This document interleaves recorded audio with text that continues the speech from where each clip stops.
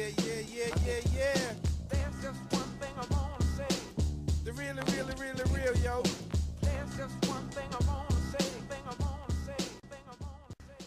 Peace and greetings to you. This is Amuna Yisrael, affectionately known as the First Lady of Debate Talk for you. I have enjoyed coming to you week after week, season after season, growing together, speaking about the difficult topics, investing the energy, time, and effort with our brothers and sisters on the panel. Today, I would like to come to you with an opportunity for you to invest in something that I've been working on and that's near and dear to me. It's called the Yummy Cottage. You can learn more about it at www.gofundme.com/the Yummy Cottage. We're currently fundraising so that we can get it off the ground, and your help would be appreciated. Once again, www.gofundme.com/the Yummy Cottage. Check the link in the box and hope to hear from you soon. Don't touch that dial. You're now listening to Debate Talk Free Radio.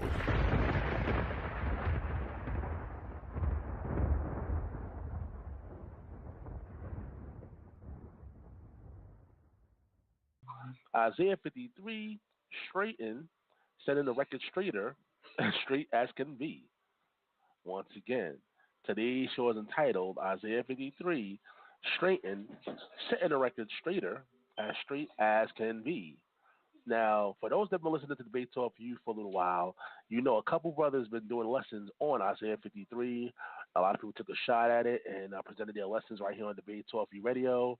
And, everybody coming with different information in regards to Isaiah 53. So tonight is a continuation of Isaiah 53. A special guest is here all the way from the West Coast. This is wAhmayan. Welcome to the show. Hey, shalom, Sal. Shalom to our listening audience out there. All right, man. So what possessed you to want to tackle this topic, Isaiah 53? When I heard what Chris Harris and Davon Mays did, they just butchered the scriptures real bad. They didn't represent the Most High's word correctly. They didn't represent what Isaiah was saying correctly. So it's time for the truth to come out, and these brothers to stop butchering the scriptures and putting out this false information and misunderstanding. So it's time to straighten, set the record straighter, because they messed it up as straight as can be. All right, well, there you have it. Like I always tell the family, make sure you get your pen and pads ready, take down some notes, and always feel free to call in. If you have any questions or comments, that number to call in is 319-527-6239. You can also send me an email with your questions at debatetalkforyou@gmail.com. That's debatetalk, the number 4, and the letter U at gmail.com. So without further ado, let's get this lesson started. wAhmayan, take it away. All right, thank you, Sal. Before I begin, I got to give all praises, and I do mean all praises, to the Creator of all things, the Holy One of Israel, the Ancient of Days, the Father, Yahweh, his name in the Hebrew, which means I am, he is, or causes to be, his first begotten Son, Hamashiach Yahushai, Christ Jesus in the English, which means anointed Savior, and to all of the righteous forces, angels, that's guiding us and protecting us as we continue to do the Most High in Christ's work. And as our brother Jude puts it, for us to contend for the faith once delivered to the saints. Again, straightened, setting the record straighter, as straight as can be. It's clear that Chris Harris and Davon Mays did not set the record straight.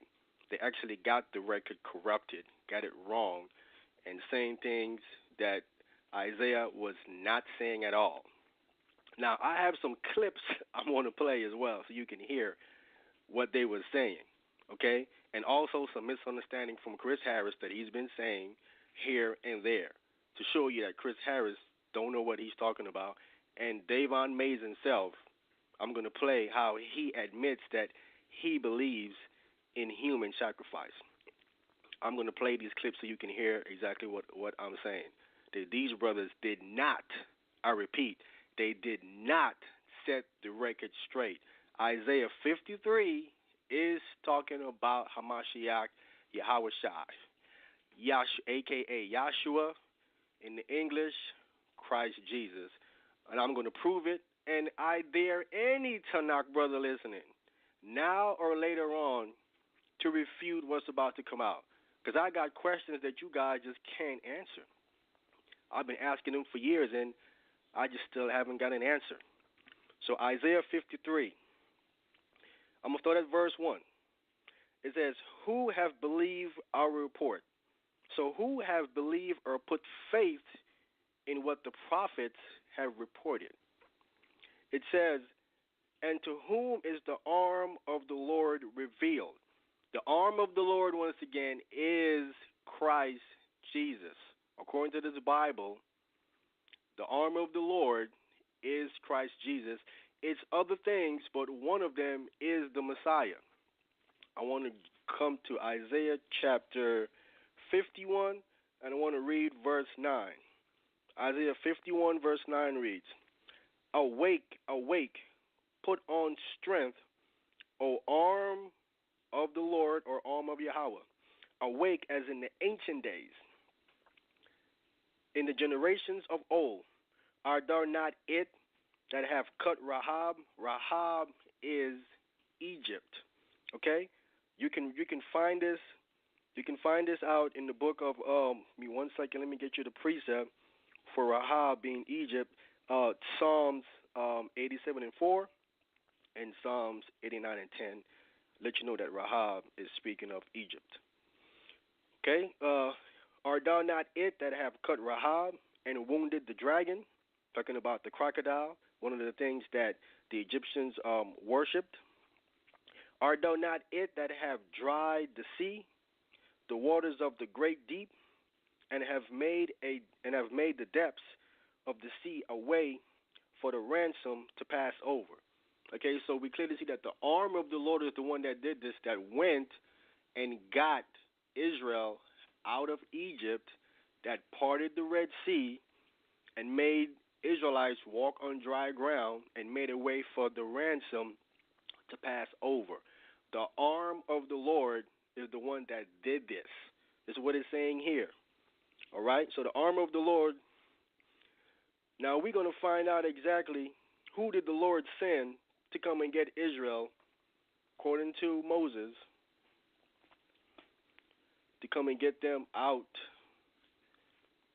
of Egypt. I want to read this in the book of Numbers, chapter 20. Numbers, the 20th chapter.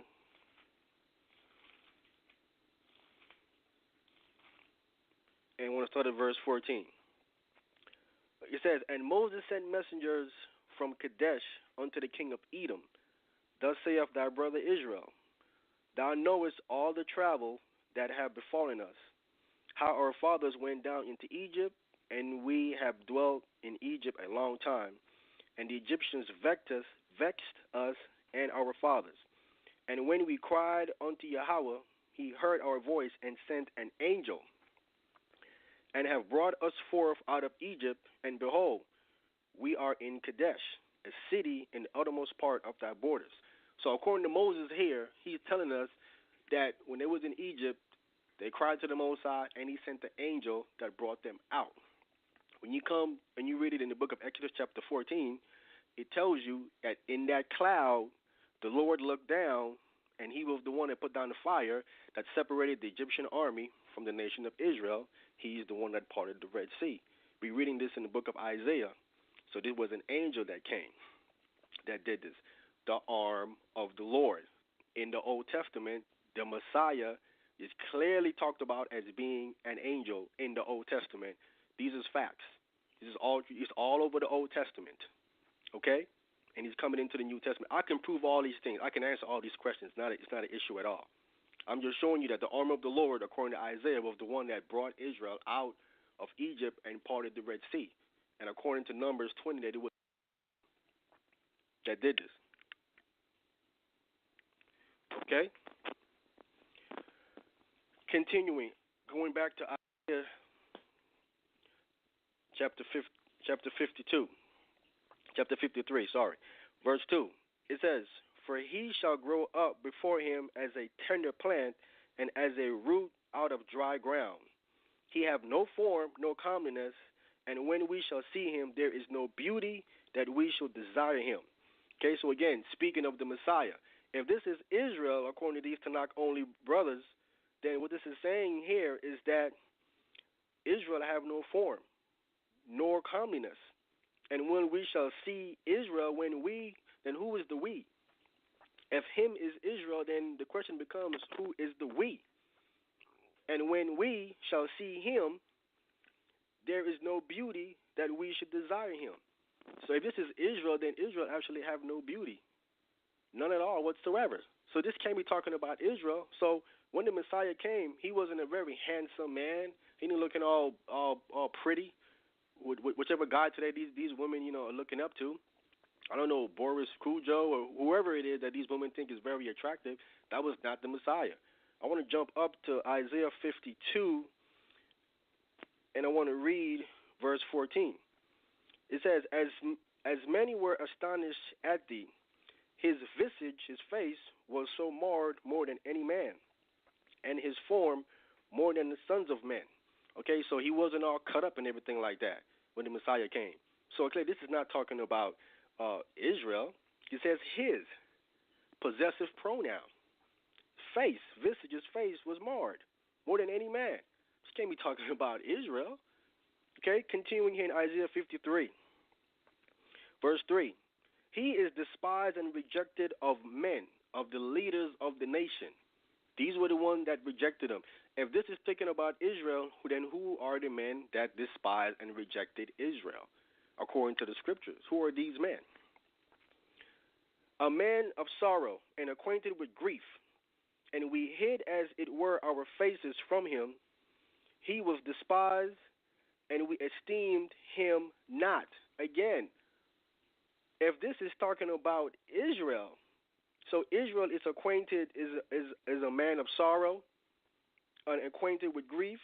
He says, and again, who is the we? We hid, as it were, our faces from Israel, if it's Israel, and he was despised, and we esteemed him not. This is Isaiah speaking. He's using we. He's including himself in there. He's an Israelite. This can't be talking about the whole nation of Israel, because if it was, he'd be talking about himself. It wouldn't make any sense. The point here is that what they brought out didn't make no sense. Again, once you listen to them, what they bringing out is not making any sense. It does not fit Israel on no level or no point. I'm waiting for any Tanakh brother to call up and show me how does it fit. And they always go to this, in the Hebrew, it says this, and it doesn't say that, and all these different things. One point to bring out is that I know that it is written in the past tense, but it's actually, when you look it up, it is the prophetic perfect. It is speaking of something in the past as if it happened already, because they are so sure that it is going to happen. So to speak of it like that, it is history written in advance. That's prophecy. Prophecy, again, is history written in advance. Why is it history that's written in advance? I want to come to the book of Isaiah, chapter 46. I want to start at verse 9. It says, "Remember the former things of old, for I am God, and there is none else. I am God, and there is none like me, declaring the end from the beginning, from Bereshith, from Genesis." The Most High declared the end from Genesis. You have to be able to go into Genesis and find how the Most High has declared the end from the beginning.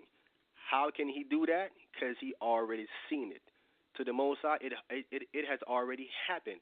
To him, it's history. We are just playing catch-up. We are playing out what the Most High already saw that he declared in Genesis already. It's history to him. That's why accurately prophecy that comes from the Most High to him It's history that's written already. But down here on this plane of existence, it hasn't happened yet. So it's history written in advance in our plane, but to the Most High, it's history because it already happened. It is the prophetic future. Okay? From there, I want to come back to Isaiah 53 and finish off. Isaiah 53, verse 4. Surely he hath borne our griefs and carried our sorrows. Yet we did esteem him stricken, smitten of God, and afflicted. Now, how does this actually fit Israel? So Israel carried their own sins, their own grief, have borne our griefs, and carried our sorrows, yet we esteem him stricken, smitten of the Most High, and afflicted. How can that be talking about? How can we be talking about Israel? That's not making any sense, because of the way it is used. It is he and our, and we esteemed him. So again, the question becomes again. I want someone to answer me. Who is the we? Who's the we here in all of these verses? Okay, jumping up to verse 5. But he was wounded for our transgressions. He was bruised for our iniquities. The chastisement of our peace was upon him. Now, when it says he was wounded, I want to go to the book of Revelations, because when it said he was wounded, it's actually speaking about him dying. I want to go to the book of Revelations, chapter 13. It uses this similar phrase here. To 13, and I want to start at verse 3. It says, And I saw one of his heads as it were wounded to death, and his deadly wound was healed, and all the world wondered after the beast. So clearly here, this beast had a deadly wound. But the reason why it's a wound, because he recovered from it. He came back to life. Clearly, when you read in Revelation, the 17th chapter, it talks about one of these kings, one of these heads, dying and resurrecting again, coming back to life. So it's similar to what is being spoken of here in the book of Isaiah, chapter 53 and verse 5. But he was wounded for our transgression. He was bruised for our iniquities. The chastisement of our peace was upon him. And with his stripes we are healed. Now, Chris Harris had a question. He wanted to know how were we healed? That was his question that he had when he did his class. Can anyone answer the question? He said, how are we healed? I want to come to the book of Isaiah, chapter 6, verse 8. Isaiah chapter 6, verse 8, down to verse 10. It says, Also, I heard the voice of Yahweh saying, Whom shall I send? And whom will go for us? Then said I, Here am I, send me. And he said, Go, and tell this people, Hear ye indeed, but understand not, and see ye indeed, but perceive not. Make the heart of this people fat, and make their ears heavy, and shut their eyes, lest they see with their eyes, and hear with their ears, and understand with their heart, and convert, and be healed. So being healed again, according to Isaiah here, is to have your mind opened up. It's to have your ears unplugged, to have your eyes, you can really perceive what's actually happening. They're not getting what's being said to them or what's happening because you have closed their eyes and shut their ears. So once you believe in Christ, these things are taken away from you and you can now perceive, and that's how he's saying through his stripes that we are healed. I want to read this in the book of 2 Corinthians chapter 3, verse 13. Okay, 2 Corinthians chapter 3.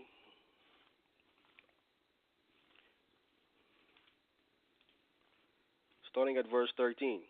It says, And not as Moses, which put a veil over his face, that the children of Israel could not steadfast look at the end of that which is abolished, but their minds were blinded.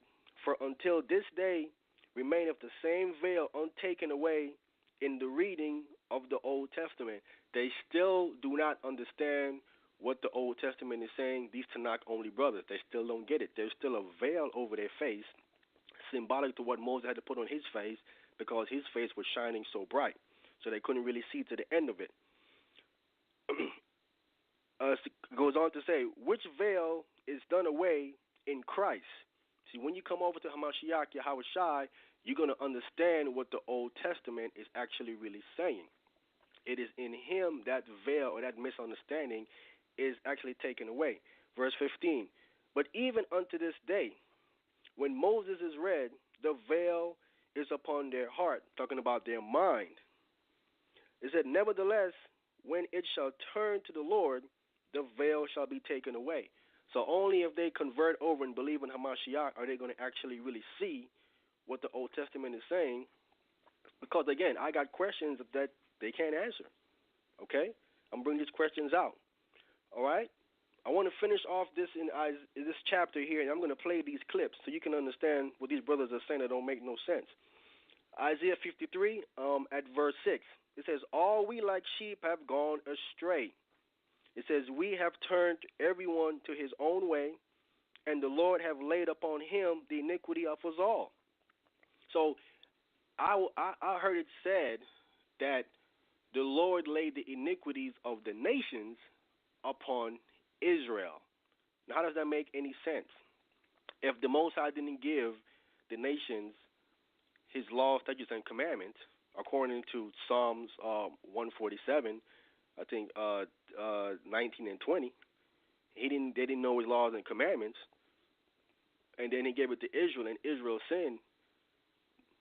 Why then would the Most High put the sins of the nations on Israel who didn't have the laws? That wouldn't make any sense. They would have to first get the law, know what's right, and then break it, and then they'd be judged by the laws in the Torah. Okay? So it wouldn't make any sense. He would take the sins of the nations and put it upon the nation of Israel. That wouldn't make any sense. All right, so verse 6 again. All we like sheep have gone astray. So Isaiah is talking about all this Israel have gone astray. All of us, we have turned everyone to his own way, and the Lord have laid upon him the iniquity of us all. If this is Israel, then the Lord have laid the iniquity of Israel upon Israel, which doesn't make no sense once again. If you understand the temple service, when you commit a sin, you brought an animal, a substitution. Your sin fell upon that animal. That animal died. You didn't die yourself. The animal died. So how here in Isaiah 53 is the sin of Israel laid upon Israel, and Israel died. And again, the nation of Israel have never died as a nation. I want any Tanakh brother to call up and show me where the nation of Israel died as a nation. All of them was dead, all at one time. I'll be waiting. Verse 7. He was oppressed and he was afflicted, yet he opened not his mouth. Now, brothers have went into the New Testament, and they was reading where Christ was speaking to Pilate, was speaking to Pontius Pilate, and they said, see, he kept talking. He was talking. He kept talking. He wasn't quiet. He was quiet. Let me show it to you. For you brothers that don't get it, I'm going to show you where it is actually talking about. That's why y'all do not know the New Testament. You think you know what you're talking about, but you don't. I'm going to show it to you when he got quiet. It wasn't in front of Pontius Pilate. It was Herod. One second. Let me get to the book of Mark. It's in the book of Mark.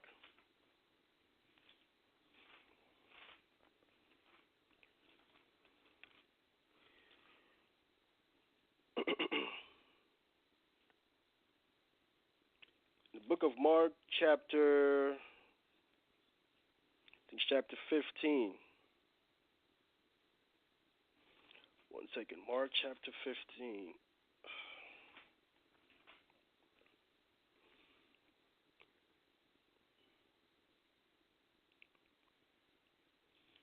Mark, chapter 15 is where Christ, when they sent him to Herod, and Herod wanted him to do some tricks, but he didn't.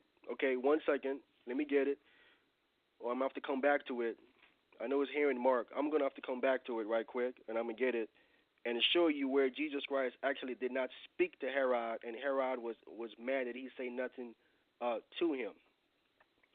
I'll come back to it and prove to you that that was when Isaiah 53 is talking about that he opened not his mouth. It was speaking of when he was sent from Caiaphas.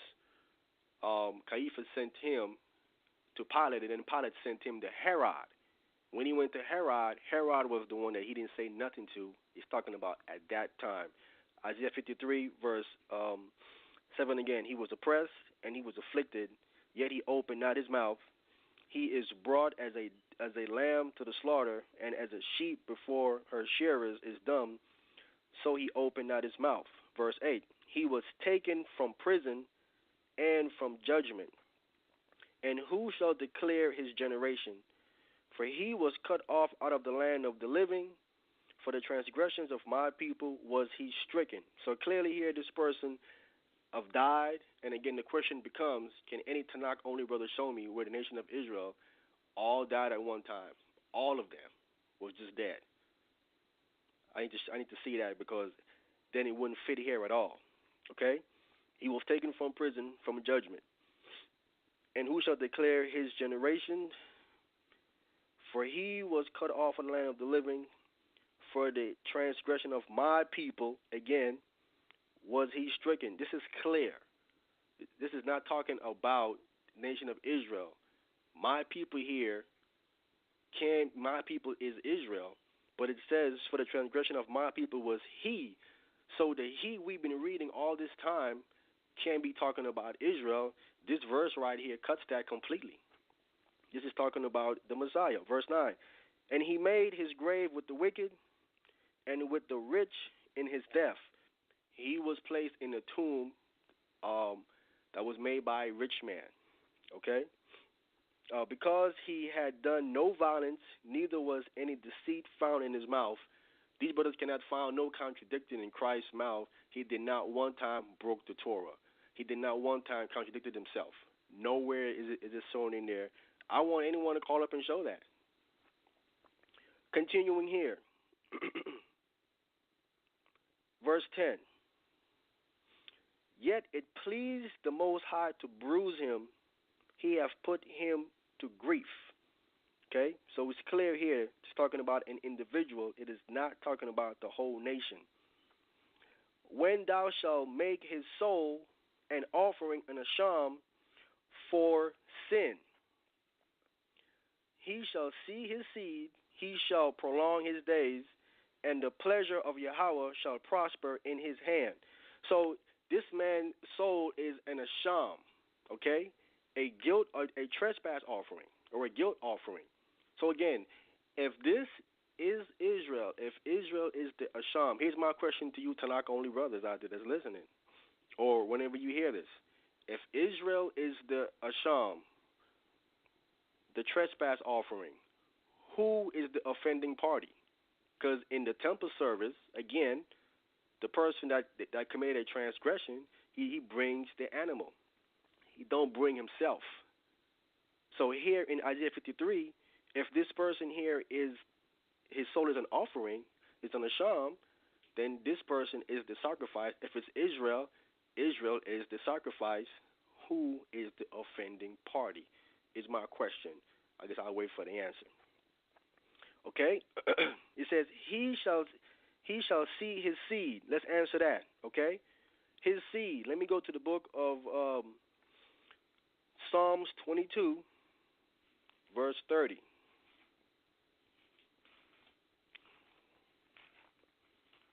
I want to get Psalms 22, and I want to read verse 30. Psalm 22, verse 30 reads, a seed shall serve him. It shall be accounted to the Most High for a generation. Okay? So a seed shall serve him. It shall be counted as a generation. He shall see his seed. Now, when it comes to the Messiah directly, let me get that for you in the book of St. John, chapter 21. I'm going to show you the Messiah's seed. St. John's 21. 1 second, let me grab that.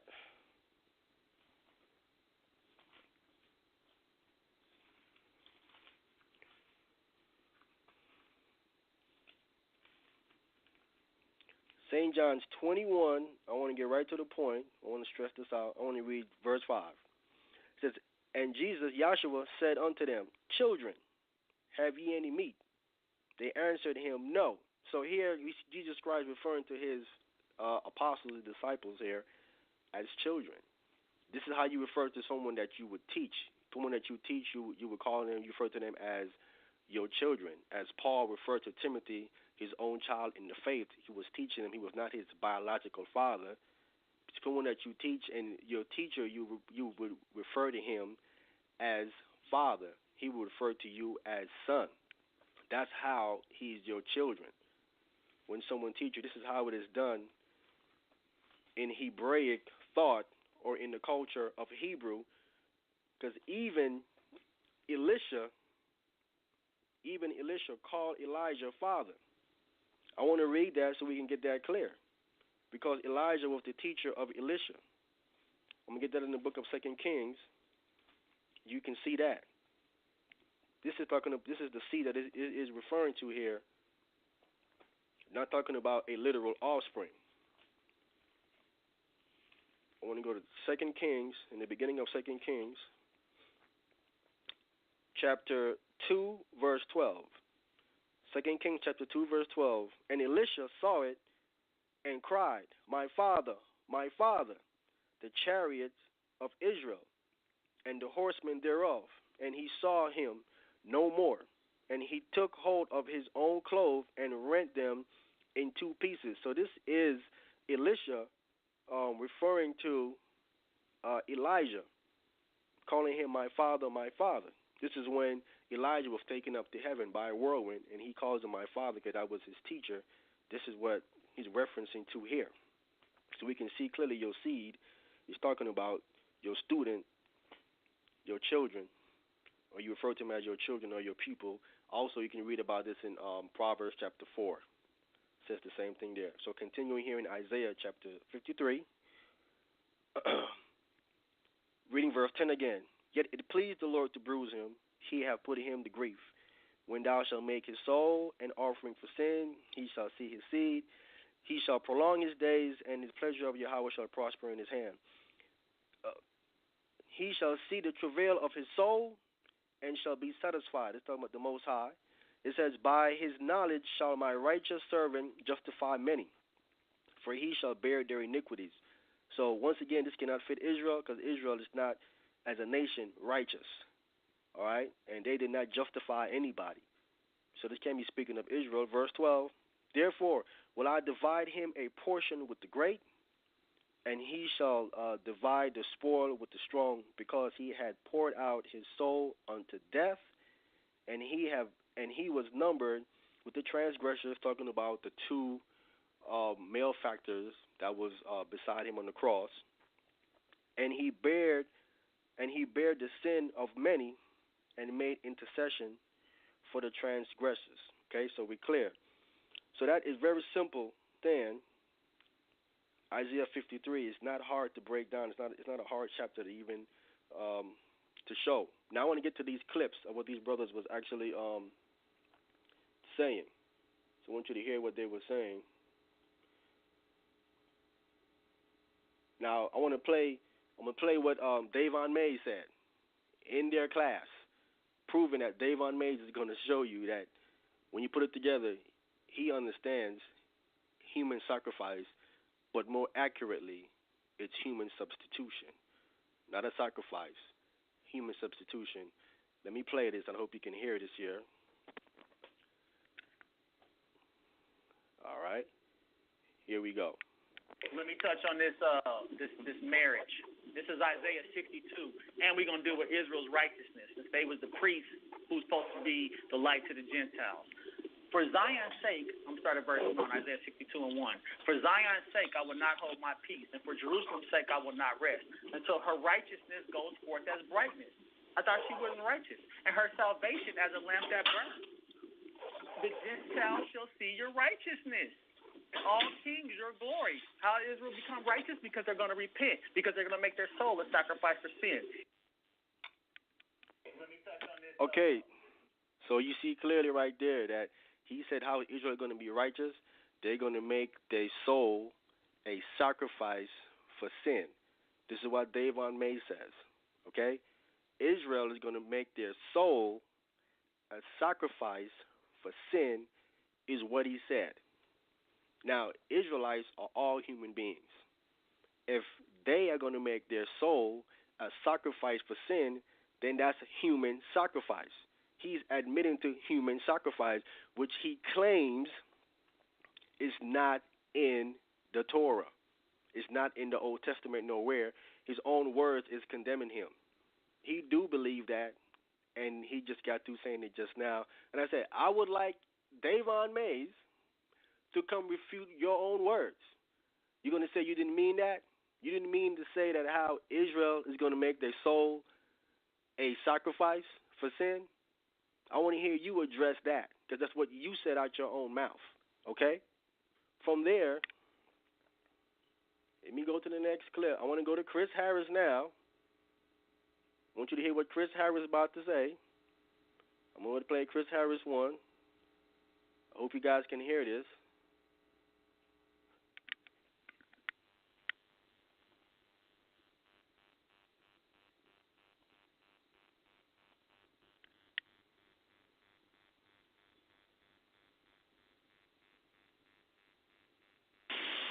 Right.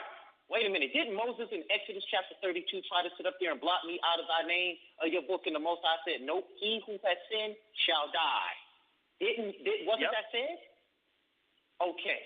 So we see right here now, Israel, I didn't run. I didn't go into any outside sources to show you that this is Israel.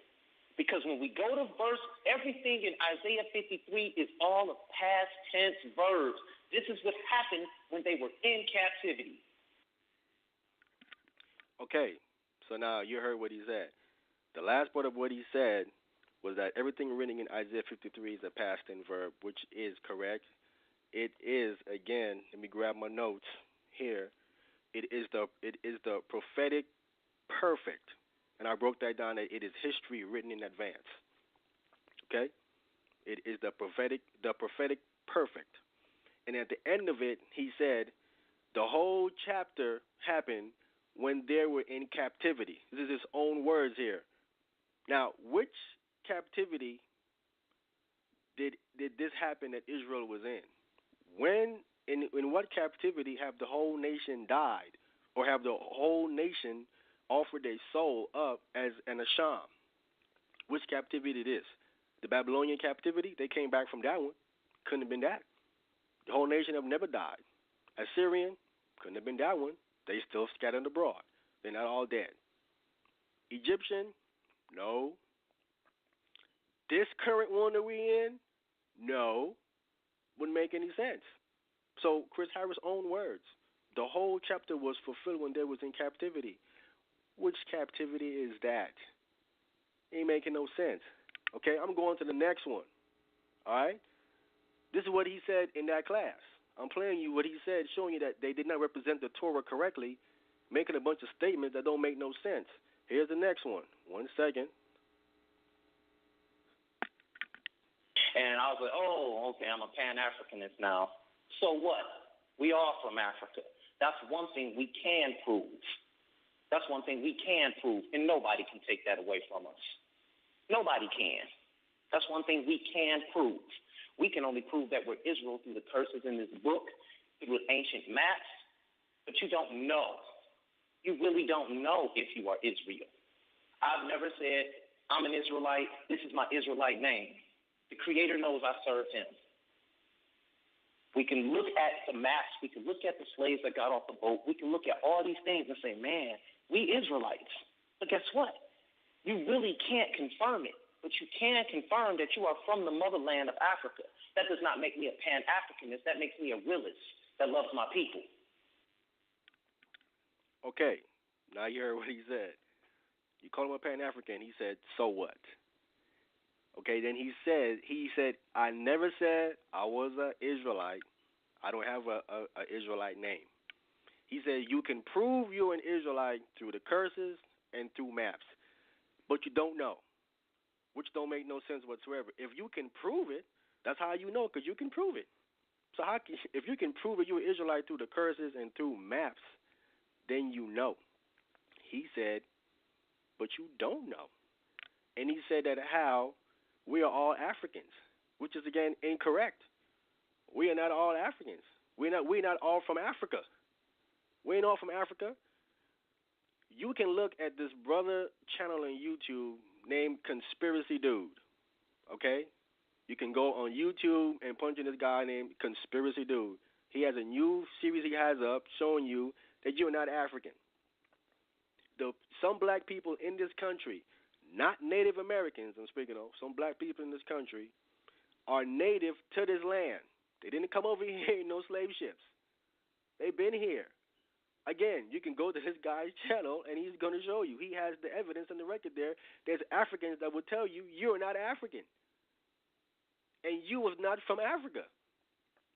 Okay, so you're not African and you're not American. Each one of these lands goes back to the name of a person.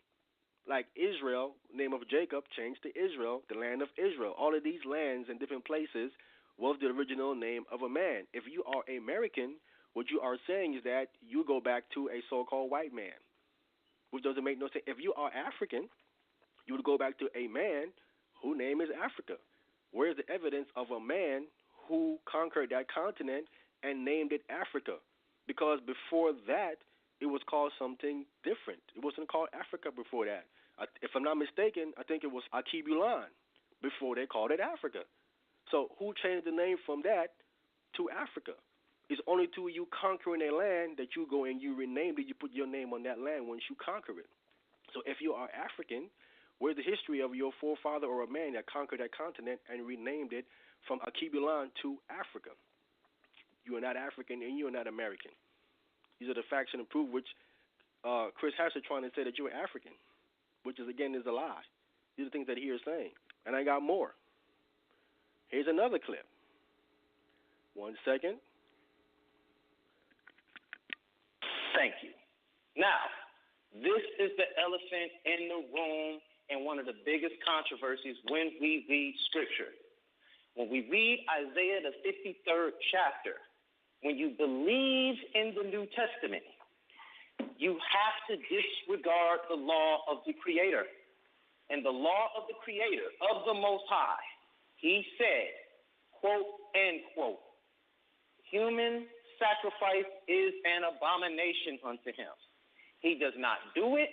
We are not to do it. He does not condone it. He told us what can be sacrificed. He told us what is to be placed on his altar. He told us what a sacrifice is. He told us for a sin sacrifice you must use a female goat. He never put in there that you are to sacrifice humans. Okay, so there you have it again.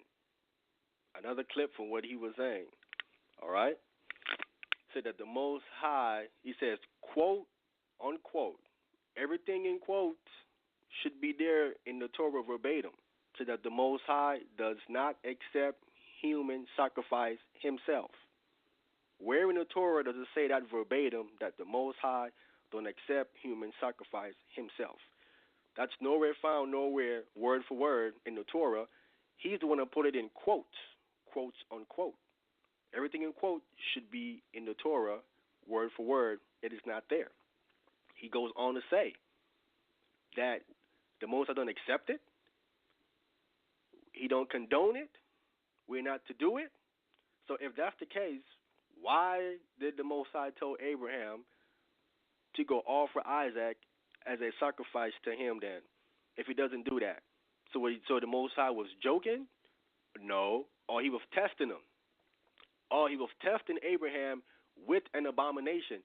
Something that's an abomination to him, he's going to test Abraham with. How does that make any sense for the Most High to test Abraham with an abomination? That doesn't make any sense whatsoever. Just like the pig. The pig is an abomination. I won't even touch it. You cannot even suggest to the Most High, can you bring a pig for an offering? Can you do that? No, you can't. You cannot even suggest it. It's an abomination to the Most High. And again, if that's the case, why did Moses offer himself for the nation of Israel if that's an abomination? Moses, the lawgiver who knows the law back and forth, would be offering an abomination to the Most High by offering himself. Moses would know this. What he's saying can't be right. Moses would not do that. He would not even suggest or offer an abomination to the Most High by offering himself to take Israel's place. Would make no sense. So the problem is that most of these people do not understand the God that they're serving. They don't know him at all whatsoever. They think they do, but they do not know him. Their mind is alienated or affected by this whole concept of a human sacrifice, and they look at it like, no, not the Most High, not my God, not him. Kind of sound like these Christians out here when they say, not my pastor, not my pastor. Yeah, your pastor too. Oh, yeah, and yeah, the Most High, yes, he does. It's all over the Tanakh. Now, if you don't want to accept that, that's on you. But don't be lying and say that it's not in the Tanakh or you don't accept it, because we see clearly here in Isaiah 53, Daniel chapter 9, clearly, with Abraham and what Moses did. Numbers 25, which I brought out, which they can't refute Numbers 25. They try to change the definition of the word kafar there. They're the one changing the word of God. The Most High called what Phinehas did, as an atonement for the children of Israel. They're going to have to go change the definition of the word now to not say that the Tanakh don't say that. It is the only way that they can get around it is to change the word of God. It's all over the Tanakh. I got a couple of more clips here. All right. Let me play now from Judah. This is the group that Chris Harris was in until he left, putting them on blast, saying that the so-called white guy in there, Nagy, is a witch. And then when you go on Rob Rack channel, he had a video up where he's exposing them. He said that Trey Tell is a Hamite, Judah is an adulterer, and that Nagy be purchasing sex dolls. He's up there, he's exposing them through text. He's bringing the proof out. But here's what Judah Nash said about Chris Harris. These guys are exposing themselves. Let me play that clip for you. Right? So Chris's whole thing is, well, see, Judah and them are about, like, dividing and, dividing. Like, I'm about unity. I'm about unity. I'm about unity. Oh, you're about unity. You're about unity, huh? Unity. Okay. Niggas about unity, huh? Okay. Well, I don't have it here. But if you're burning the so-called New Testament like Rob Rack, ain't nobody going to unify with you. Brother Josh from ABT, you going to unify with the nigga who burned the so-called New Testament? Yeah, I might teach against Paul and some of the falsehood in it, but you'll never see me burn the so-called New Testament. You'll never see me burn the Quran. Rob Rack and Chris Harris burned the Greek New Testament. Okay, so one second, let me hold this clip. This clip do not want to stop playing. Okay, so the first clip, Judah Nash is saying that Chris Harris burned the New Testament. And Rob Rack, they burned the New Testament.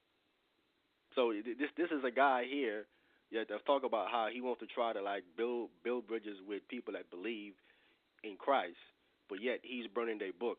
You cannot build nothing with someone who would go that extreme to burn the book that you believe in. Now, I'm going to play where he admits this. It ain't just an accusation. He's going to admit to this, burning the New Testament. Okay? Let me play the other clip here about him burning the New Testament. 1 second.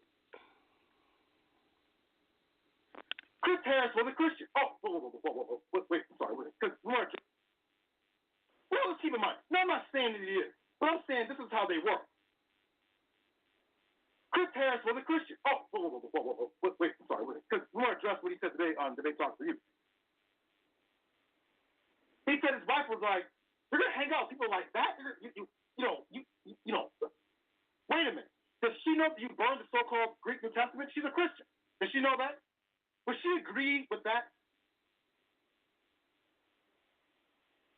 Would she agree with that? You admitted you burned the so-called Greek New Testament. clearly there's some things in the so-called New Testament that I do practically agree with, such as. Okay, so you hear Judah Naz says again that he burned the New Testament and that his wife is a Christian. Saying Chris Harris' wife is a Christian. Now, how would Judah know that? They was in the same group. He probably told him. So if Chris Harris' wife is a Christian and he's burning the New Testament, talking about Christ, calling them Jeebus, all these different things that he's saying, calling it the funny pages, disrespecting Christ, I said, I've already exposed Chris Harris on my channel. You can go on my channel and you can hear how he be talking. He has a foul mouth. I posted the audio of what he said to me, what he called me out my name twice. It's all on my channel. You can see now he's burning the New Testament, and if his wife is actually a Christian, he's disrespecting her as well, because he said how that we are all idol worshippers. Who do not believe in Christ are idol worshippers. So if his wife is actually a Christian, then he's referring to her too as well. And earlier he talked about how people who believe in the New Testament have to disregard the law of the Most High and different things that he was saying. So we clearly see right here the extreme that this guy would go, and there's people out here saying that he knows the book, that Chris Harris is smart. And he's saying all these things that's contradictory because first he was a Christian, then he came over to Tanakh only. He was saying he was an Israelite. Then he started saying that he's not an Israelite. He's not into this Pan-African stuff. I guess he's saying now he's African because you don't know for sure you're an Israelite. You can prove it through the curses and maps, but you don't know for sure. Now, that's all confusing right there. Chris Harris is just, he's lost. He has to find himself. How do you go from Christ to Tanakh only? I'm a Hebrew Israelite. No, I ain't no Hebrew Israelite again. I'm African. I got more clips here. Let me finish off these clips. I want to play where Chris Harris admits to this. All right? He's going to admit to burning the New Testament, and he said some other things too as well. Let me play this clip. It's going to be about a minute and a half. 1 second. Let me bring this clip up. I destroyed the book of Revelations because it's a fake book. 1 second. Let me start it over. The only people that are against me are the people that are on that board in the Torah Nights. Those are the only people that are against me, and I find that hilarious. Guilty. Guilty of hating on your brother. Guilty of being a talebearer on your brother. Guilty of blaspheming your brother's name when he's not present. Guilty. All of y'all. Guilty. I can go into the Torah and drag y'all through the mud on all the atrocities and stuff y'all be committing. I'd rather go join the Shield Squad. And I can go fight with them. You're no different. Then, check this out, y'all. In the video, he even said Chris burned the New Testament. Yup, I did. Proudly. I destroyed the book of Revelations because it's a fake book. And I'll tell anybody that. It's a fake book of the plagiarized prophecies found in Zechariah and Ezekiel and Daniel. It's a fake book. So I burned it. But he was upset. Now, why are you upset, Judah? Because you are really a Christian, I believe. Or are you trying to be a talebearer on your brother? Either way it goes, it doesn't work for you. It's not going to work for you.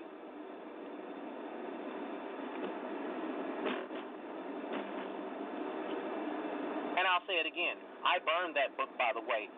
Judah. Okay, so there you have him admitting to burning the book of Revelations. Okay? And then he says that the Torah Knights, he can drag them to the mud because they are committing atrocities against the Torah. So he knows that they're not keeping the Torah, yet they calling themselves Torah Knights. All this while, these guys are just phony as ever. They're breaking the Torah. Their members know it, and they out here put up this fake persona like they're keeping the Torah, like they're about the Torah, and they're not. You hear him saying it. He can drag them to the mud of all the atrocities that they're committing against the Torah. Who would know? He's one of their members. He would know what they're doing. Like I said, they brought out that Trey Tell was a Hamite. He's not even an Israelite. How is he a Toranite and he's a Hamite? Anyway, so you hear them. You hear the confusion coming from these Toranite brothers. They're clearly confused. They're going up against each other.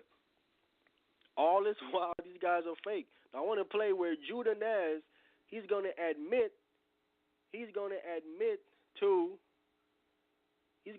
that he knew Chris Harris was teaching certain things that's wrong. He knew that it was off, but yet he corrected him not. That's a violation of the Torah in the book of Leviticus chapter 19, which I'm going to read it right after you hear this clip. You're supposed to correct your brother according to the Torah, but you're going to hear Judah Naz says that he didn't. Let me play this clip for you. 1 second.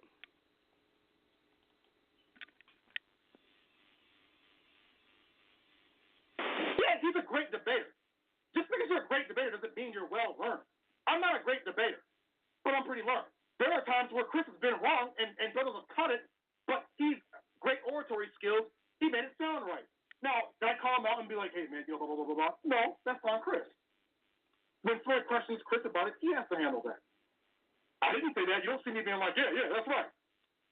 No, that's everybody in Torah don't think the same way. And that's okay. We're not robots. But I've seen some things that were some mistakes. But that's on Chris to, when people want to get on him, that's on him. Okay? So there you have it. He said, I've seen things that were mistakes and then it was wrong, but that's on Chris.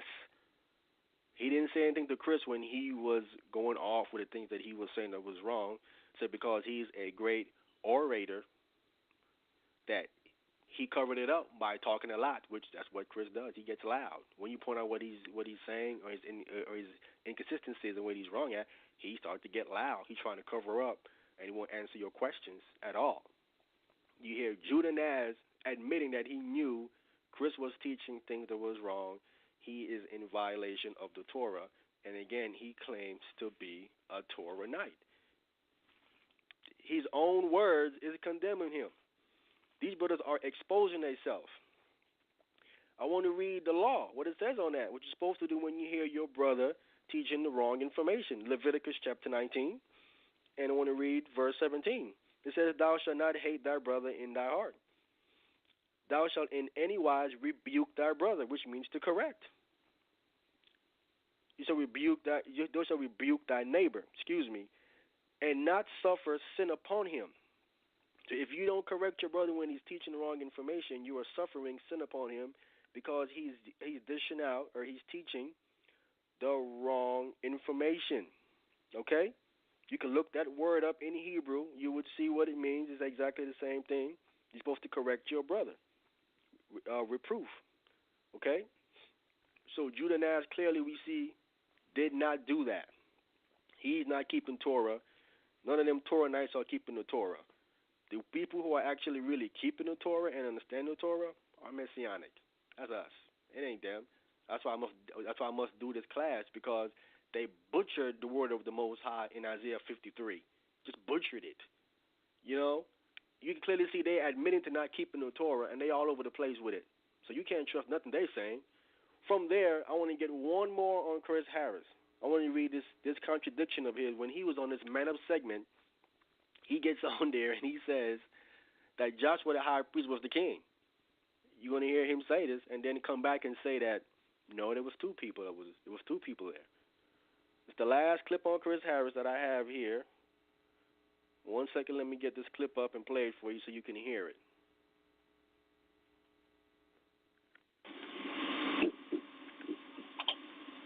And I know you will. Judgment is always a righteous judgment. The Most High put his hand on Joshua the high priest.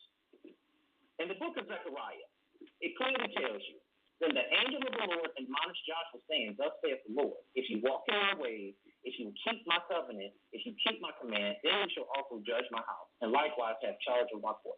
I will give you places to walk among these who stand here. So he was commanded to keep righteous judgments throughout all the earth. Do you have any record of Joshua not judging the people righteously? Joshua was a high priest.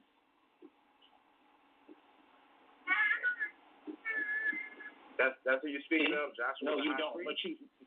Right. Do you have any record to show that Joshua did not judge the people righteously? Well, he wasn't the king. He was just Joshua was the king. No, Joshua was the king of Israel. They made him the king of Israel. He sat on the throne. How come you don't know this? Right. Now, I definitely know about Joshua.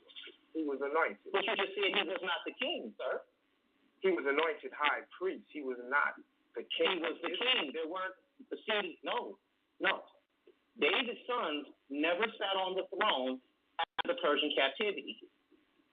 They never sat back on it. It was only the Levites that sat on the throne. Okay. How come you don't know that? Okay. So watch this. Hold on. So this is the problem right here. You guys will call and challenge us on these things, but when we ask you the same questions, you don't necessarily have the answer. That's just like when Jesus spoke to Nicodemus. He said, "You're a priest and you don't know these things." So you're come on, man, check yourself, brother.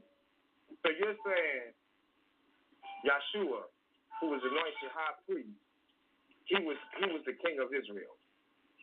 Yep. Okay, all right. Well, Yeshua, who was anointed high priest, he was the king of Israel. Yep. Okay, all right. Well, anybody gonna call up here and challenge that? Zechariah. The book of Zechariah. Now, the book of Zechariah. Chapter 3, verse 8. Hear, O Joshua the high priest, you and your companions who sit before you, for they are a wondrous sign. For behold, I am bringing forth my servant the branch. For behold, excuse me. Hear, O Joshua the high priest, thou and thy fellows that sit before thee, for they are men wondered at. For behold, I bring forth my servant the branch. Remember that righteous branch? This was the people that he sent to him. But let's see what the Septuagint says about Zechariah chapter 6, verse 11. And thou shalt take the silver and gold and make crowns, and thou shalt put them upon the head of Jeshua, the son of Jehozadak, the high priest. And that they shall say to them, Joshua, thus saith the Lord Almighty, behold, the man whose name is the branch, he shall spring up from his stem and build the house of the Lord. And he, the branch, shall receive power and shall sit and rule upon his throne. And there shall be a priest on his right hand, and peaceable counsel shall be between them both. This is talking about the two individuals who are going to rule together, a king, governor, and a priest, not one individual. But remember, in Jeremiah, the 30th chapter, I told y'all to pay attention for that governor. Let's see. In the 30th chapter, I told y'all to pay attention for that governor. Let's see. Because the King James Bible reads, he shall be a priest, which is a mistranslation. It should be translated, and there. The ESV says the same. That's what I try to tell everybody. Sometimes you got to check the translations. I went into the Septuagint and got that. Okay. He said he went to the Septuagint and got that. Now, we know that he was notorious to say he ain't dealing with no Greek writings or anything like that, anything Greek, none of that stuff, because he was just Tanakh only. You heard him say he went to the Greek Septuagint and got that. So he'd be violating his own words. Now he's in the Greek Septuagint pulling out scriptures here. Then he first said Joshua was king. Nowhere in the Bible does it say Joshua that came back, the high priest that came back from the captivity with Zerubbabel, was king. Don't say none of that nowhere there yet. He said he was king and that no one's going to call up and challenge that. Clearly, he's mistaken. He don't know what he's talking about. Then he comes back and he said there's going to be two persons there. First, it was Joshua was priest and king, one man. Then he said, no, there's going to be two people who's going to be ruling. You can play this back. Once it's uploaded, you can hear him say it again. I don't want to have to play it again. Okay? That's the contradictions of Chris Harris. He's constantly saying things, contradicting himself, and not representing the Torah. These brothers are not about the Torah. Okay? That's all. I have some more, but I'm not going to play the rest of that stuff on Chris Harris. I think I have thoroughly showed that he don't know what he's talking about, and all these people online talking about how he know the book and this and that. Y'all need to go ahead and check yourselves, okay? Clearly, I brought the proof out that he's not. From there was a question posed by Josh, the Hebrew Israelite, about Esau. I want to play it so you can hear it. I want to answer his question because his question was, can any Hebrew Israelite show him this? Okay? I want to play it, what Josh said, so you can hear what he said. Then I'm going to go and answer it. Okay? Because he's posing it to any brother. You're going to hear him say this. Let me play Josh, what he said right here. Give me 1 second. Now, it's the same thing with the One West doctrine. They put the same false information out there, but they put a different spin on it. They'll tell you that Esau means, and I've seen them say it. Every time I challenge any one of these dudes to tell me, to show me where they're getting this from, they never can. But they tell you that the name Esau means wasted away, or wasted away is he. And I'm like, in what Hebrew can I see that? Give me a dictionary. Give me some Hebrew that does not exist outside of One West doctrine. Esau does not mean wasted away is he, or wasted away. It means hairy or rough to the touch, because that's what he was when he was born. He was covered with hair. Now, Okay, so now that's Josh's challenge. Can anybody show him a source that says Esau means wasted away is he? That's what he said. I challenge any brother. Now, I come out of the One West branch that came here to Los Angeles. Okay? So I come out the One West. So he's talking about me. And I do teach and understand that that's what his name means. And I want to read it out the Bible, the source. Because when you go look at these dictionaries, they all lying. They all trying to say that his name means rough or hairy, which the scriptures don't say that. I'm going to read it out the Bible. Genesis chapter 25. You know where it is? Genesis 25. I want to start at verse 21. It says, and Isaac entreated the Lord for his wife because she was barren, and the Lord was entreated of him, and Rebekah his wife conceived. And the children struggled together within her.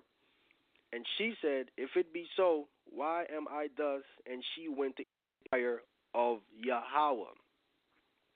And Yahweh said unto her, 2 nations are in thy womb, and 2 manner of people shall be separated from thy bowels, and the one people shall be stronger than the other people, and the elder shall serve the younger. This all comes from God himself.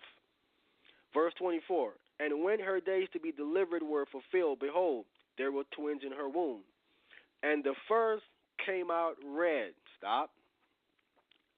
According to this Bible, it says that the first came out red. All over. It's not describing the red. The red was all over this baby. That's from head to toe. All over this red was. It goes on to continue to describe the red. It says all over, like a hairy garment. It does not say that the baby came out hairy. All it says that the baby came out red, all over, and this all over red was like a hairy garment. Not that the baby came out hairy. Esau didn't come out hairy. We know later on he got hairy, but he didn't come out that way. So when he came out like that, and they saw him like that, they named him Esau or Ishar in the Hebrew. The root of that word means to waste or waste away. You can go look this up, Josh. Okay, so now show me here where Esau came out hairy. Where in the Bible does it say that Esau came out hairy? It doesn't say he came out hairy. Now, the only way Esau can be looking red is because he didn't have no pigmentation, and his blood is showing forth to his skin. When his parents saw that, they named him Wasted Away, referring to his pigmentation. Pigmentation was not there. That's why they saw his blood red all over like a hairy garment, not that he came out hairy. This is the source that tells you that, okay? Because all of these dictionaries out here lying. The Jewish Encyclopedia says that they don't know the origin of Esau's name. The Jewish Encyclopedia don't know the origin of Esau's name. They trying to hide it. There is no way this man named mean hairy. Wouldn't make any. If he came out hairy, would make sense, but he didn't come out hairy. Again, the source for Esau name being Aishar wasted away is the Bible. I hope I answered Josh's question. Clearly, that's what it says right here. When you jump down to verse 30, it says, and Esau said to Jacob, feed me, I pray thee, with that same red pottage, for I am faint. Therefore was his name called Edom. Edom is clearly no argument. Edom means red. And you have Edomites, meaning a red nation. Now you have people out here that's talking about Esau is black. The Most High is calling him red. In Isaiah the prophet, he calls him Edom, red. Jeremiah calls him red. Ezekiel calls him red. Daniel calls him red. And that's in our future. That is an identifying mark that's placed upon these people. So today, what nation of people have a red identifying mark on them? It ain't the Indians. The Indians ain't red. The Indians are black. So-called white man is lying. Indians are not red. He's the red man. He has not lost his color. Even though brothers are trying to teach that he's black, he is not black. By him mixing with these Canaanite women, he did not lose his color. His children still came out that way according to the prophets because they're still calling him red. If he is black, why is Isaiah, Jeremiah, Ezekiel, and Daniel still calling him red then? Like he's called here in Genesis 25 and 30. If he was black, why are they calling him red? Can anyone answer that? Why are they calling him Edom then? The so-called white man. You know, that call is standing by whenever you're ready. Just letting you know. Okay. All right. So we got callers standing. So I want to address one more thing. I'm gonna go to the callers right quick. Let me get one more thing and then go to the callers. Some people are saying that how David is red, which is incorrect. David is not red. That word ruddy, it can mean red. It can definitely mean red. But you got to get the definition that fit the context the scriptures is talking about. I want to show you that the nation of Israel, if David is red, then the nation of Israel is red. Nowhere does it say that Jacob was red. Nowhere does it say Jacob was red. Only Esau is classified as red. Okay? You don't call Jacob red. I want to go to the book of Exodus chapter 3.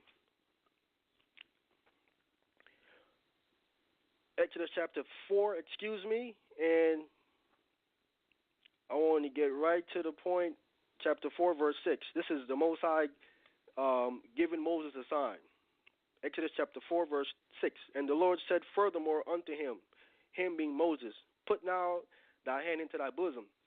And he put his hand into his bosom, and when he took it out, behold, his hand was leprous, white as snow. His hand lost its pigmentation. It was leprous. You can go to Leviticus 13 and 14. It speaks about leprosy, and clearly there it talks about you have these white spots. So the nation of Israel have to be a dark-skinned nation of people for it to have a law on leprosy that talks about having white spots. Okay, his hand came out leprous as snow. Verse 7, and he said, put thy hand into thy bosom again. And he put his hand into his bosom again and plucked it out of his bosom. And behold, it was turned again as his other flesh. So if it turned leprous as snow, white, and it turned to his other flesh, then it turned back with pigmentation, with color. It would have been dark. And then we also have in Acts 13 and 1, they call the apostles and them Niger, Latin, which means black. So we know that the nation of Israel is a black nation of people or a dark-skinned nation of people. And you also have Gamal Nasser, the second president of Egypt, said that the Jews, the Israelites, left there black. How are they going to come back white? That's historical. An historical man in 1947 that said that the Jews left there black. He's the president of Egypt. He would have the records. He would know. Now let's address David. 1 Samuel chapter 16, and I want to get right to the point. verse 10. And again, Jesse made 7 of his sons to pass before Samuel, and Samuel said unto Jesse, the Lord have not chosen these. And Samuel said unto Jesse, Are there all thy children? And he said, There remaineth yet the youngest, and behold, he keepeth the sheep. And Samuel said unto Jesse, Send and fetch him, for we will not sit down till he come hither. And he sent and brought him in. Now he was ruddy. He said that he was ruddy, okay, when he came in. And withal of a beautiful countenance and goodly to look at. And the Lord said, Arise, anoint him, for this is he. Okay? So clearly, when you go into an old dictionary for 1611, this word here can mean red, but it also states that it means a healthy, glowing skin, or young and tender. This is what it's talking about. David had a healthy, glowing skin of his youth. He was not red. It wouldn't make no sense when you come here to when Goliath was getting ready to fight him. Here's what Goliath says. This is 1 Samuel chapter 17. This is David coming to fight Goliath. 1 Samuel 17, verse 42. It says, And when the Philistines looked about and saw David, he disdained him. He despised and scorned David. It says, For he was but a youth and ruddy. He says, and of a fair countenance. David looked like a pretty boy. He coming to the battlefield looking all pretty with his healthy, glowing skin. He's looking like, man, this guy isn't a warrior. I ain't want to fight him. Like, let me get a real warrior here. He looking at him like, come on, man, just get somebody else. You can go to these Hebrew words here and see that this is not talking about someone that's red, because if David was red, then how can Moses' skin turn the other color? It was black. How can they call the disciples Niger, Latin, black? Wouldn't make any sense, okay? It's all over the Bible. History tells us that the nation of Israel is a dark-skinned nation of people. They are not red. And one more, and I'm going to go to the callers. One more, and I'm going to the callers now. I want to go to the book of Lamentations. Some might know where I'm going with this. Lamentations chapter 4, verse 7. It says, her Nazarites were purer than snow. They were whiter than milk. They were more ruddy in body than rubies. Their polishing was of sapphire. It says their visage, talking about these same Nazarites, visage is talking about their face or appearance, was blacker than a coal. They are not known in the streets. Their skin cleaveth to their bones. It is withered. It has become like a stick. So clearly the nation of Israel is not no red people like Esau is, and David was not red. I'm gonna stop it there. I got more, but I'm going to stop it there and go to the callers. So with that, Sal, you can bring the callers in. All right, family, once again, that number to call in is 319-527-6239. Today's show is entitled Isaiah 53, Straighten, Setting the Record straight as can be. I just got to put a disclaimer out there. All the audio content that you've heard on this particular program is already public display. I repeat, everything that you heard, audio, you can always go to YouTube on this program. We play some clips from this show. It's already public record. So you can go check it out and either on YouTube, things of that nature. So make sure you go check it out. And you can always go back to the other Isaiah 53 classes that were done on this show by other special guests and go check it out and compare your notes. And like I always say, go study the information, study the show that's self-approved. But let's go to the phone lines, family. We're going to go to the phone lines and see what you guys got to say. All right, let's go to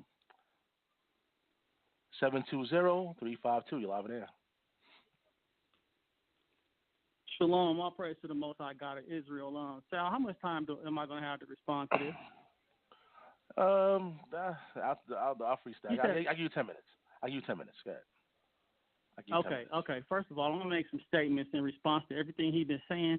Then I'm going to ask a couple questions, since you can't do a lesson without bringing me up. First of all, that ain't true. You quoted me. First of all, let me speak. You didn't have your time to talk. I'm going to guess I get to say something. She said, I got 10 minutes. First of all, when you quoted me, you didn't quote everything I said. When I said Israel will make their soul a guilt offering for sin. Now, first of all, a guilt offering is not a sin offering. And we know that Jesus was not a female goat or a lamb. Second of all, what it's talking about is they will make their soul an offering for sin. Basically, if you pray and repent of your sins, he will accept it. Now, we know Israel is a nation of priests. Priests bear the sins of people. In an example of this, and you admitted in our debate, when I asked you in Ezekiel 4, when Ezekiel bore the sins of Israel, did he have to die? You said no. So we see it's not talking about somebody dying. It's saying that they will make their soul an offering for sin. Basically, they're going to repent. The nations are going to see it as their righteousness, and that's going to be the healing for the nations. And we know that in Isaiah 61 that the nations will see Israel's righteousness. Now, in Isaiah 53 and 12, it says that he will make intercession for the people. But Jesus in John 17:9 says, I pray for them. I am not praying for the world, but those you have given me, they are yours. He's only praying for his disciples, according to him. He's not praying for the world, making intercession for the world. Second of all, you said, I agree with human sacrifice. And as many scriptures as I gave disproving human sacrifice, that's ridiculous. Deuteronomy 12:31 says, you must not worship the Lord your God in their way, because in worshiping their gods, they do all kinds of detestable things the Lord hates. They even burn their sons and daughters in the fire as sacrifice to their gods. And Ephesians 5:2 says, Jesus was a sweet smelling aroma. How do you get a sweet smelling aroma? You have to burn something. That right there contradicts that. You said there was no deceit in Jesus' mouth. Now, he said in Matthew 17:11, Jesus answered and said to them, Elias shall truly first come and restore all things. Jesus says all things were finished. John 19:28, which you lied in the debate, said it don't say all, but it do. You never addressed that. You on here sowing discord among brothers in contradiction of Proverbs 16 and 19. Then, Proverbs 6 and 19, I'm sorry. Then you went to, again, what we just proved you, talking about Moses offered himself as a human sacrifice. No, he didn't. Because in Exodus 32:30, y'all look this up, he used the word akapara, which is only used twice in the Tanakh. Genesis 32 and 20 says the same thing. Now, what does Genesis 32 and 20 say? It says, one second. Sorry. It says that, and say moreover, behold, your servant Jacob is behind us, for he said, I will appease him with the presence that goes before me, and afterward I will see his face. Peradventure he will accept me. Now we know Jacob didn't offer himself as a human sacrifice. He appeased Esau. Moses says, I will go and appease the Most High. And he says, blot me out if you don't accept my prayer for them. That's all he did, because we know he prayed for the people. He made intercession for them, and we know that because he even prayed for Aaron, so Aaron didn't die during that golden calf incident. So we see the power of prayer is very, very powerful. Then,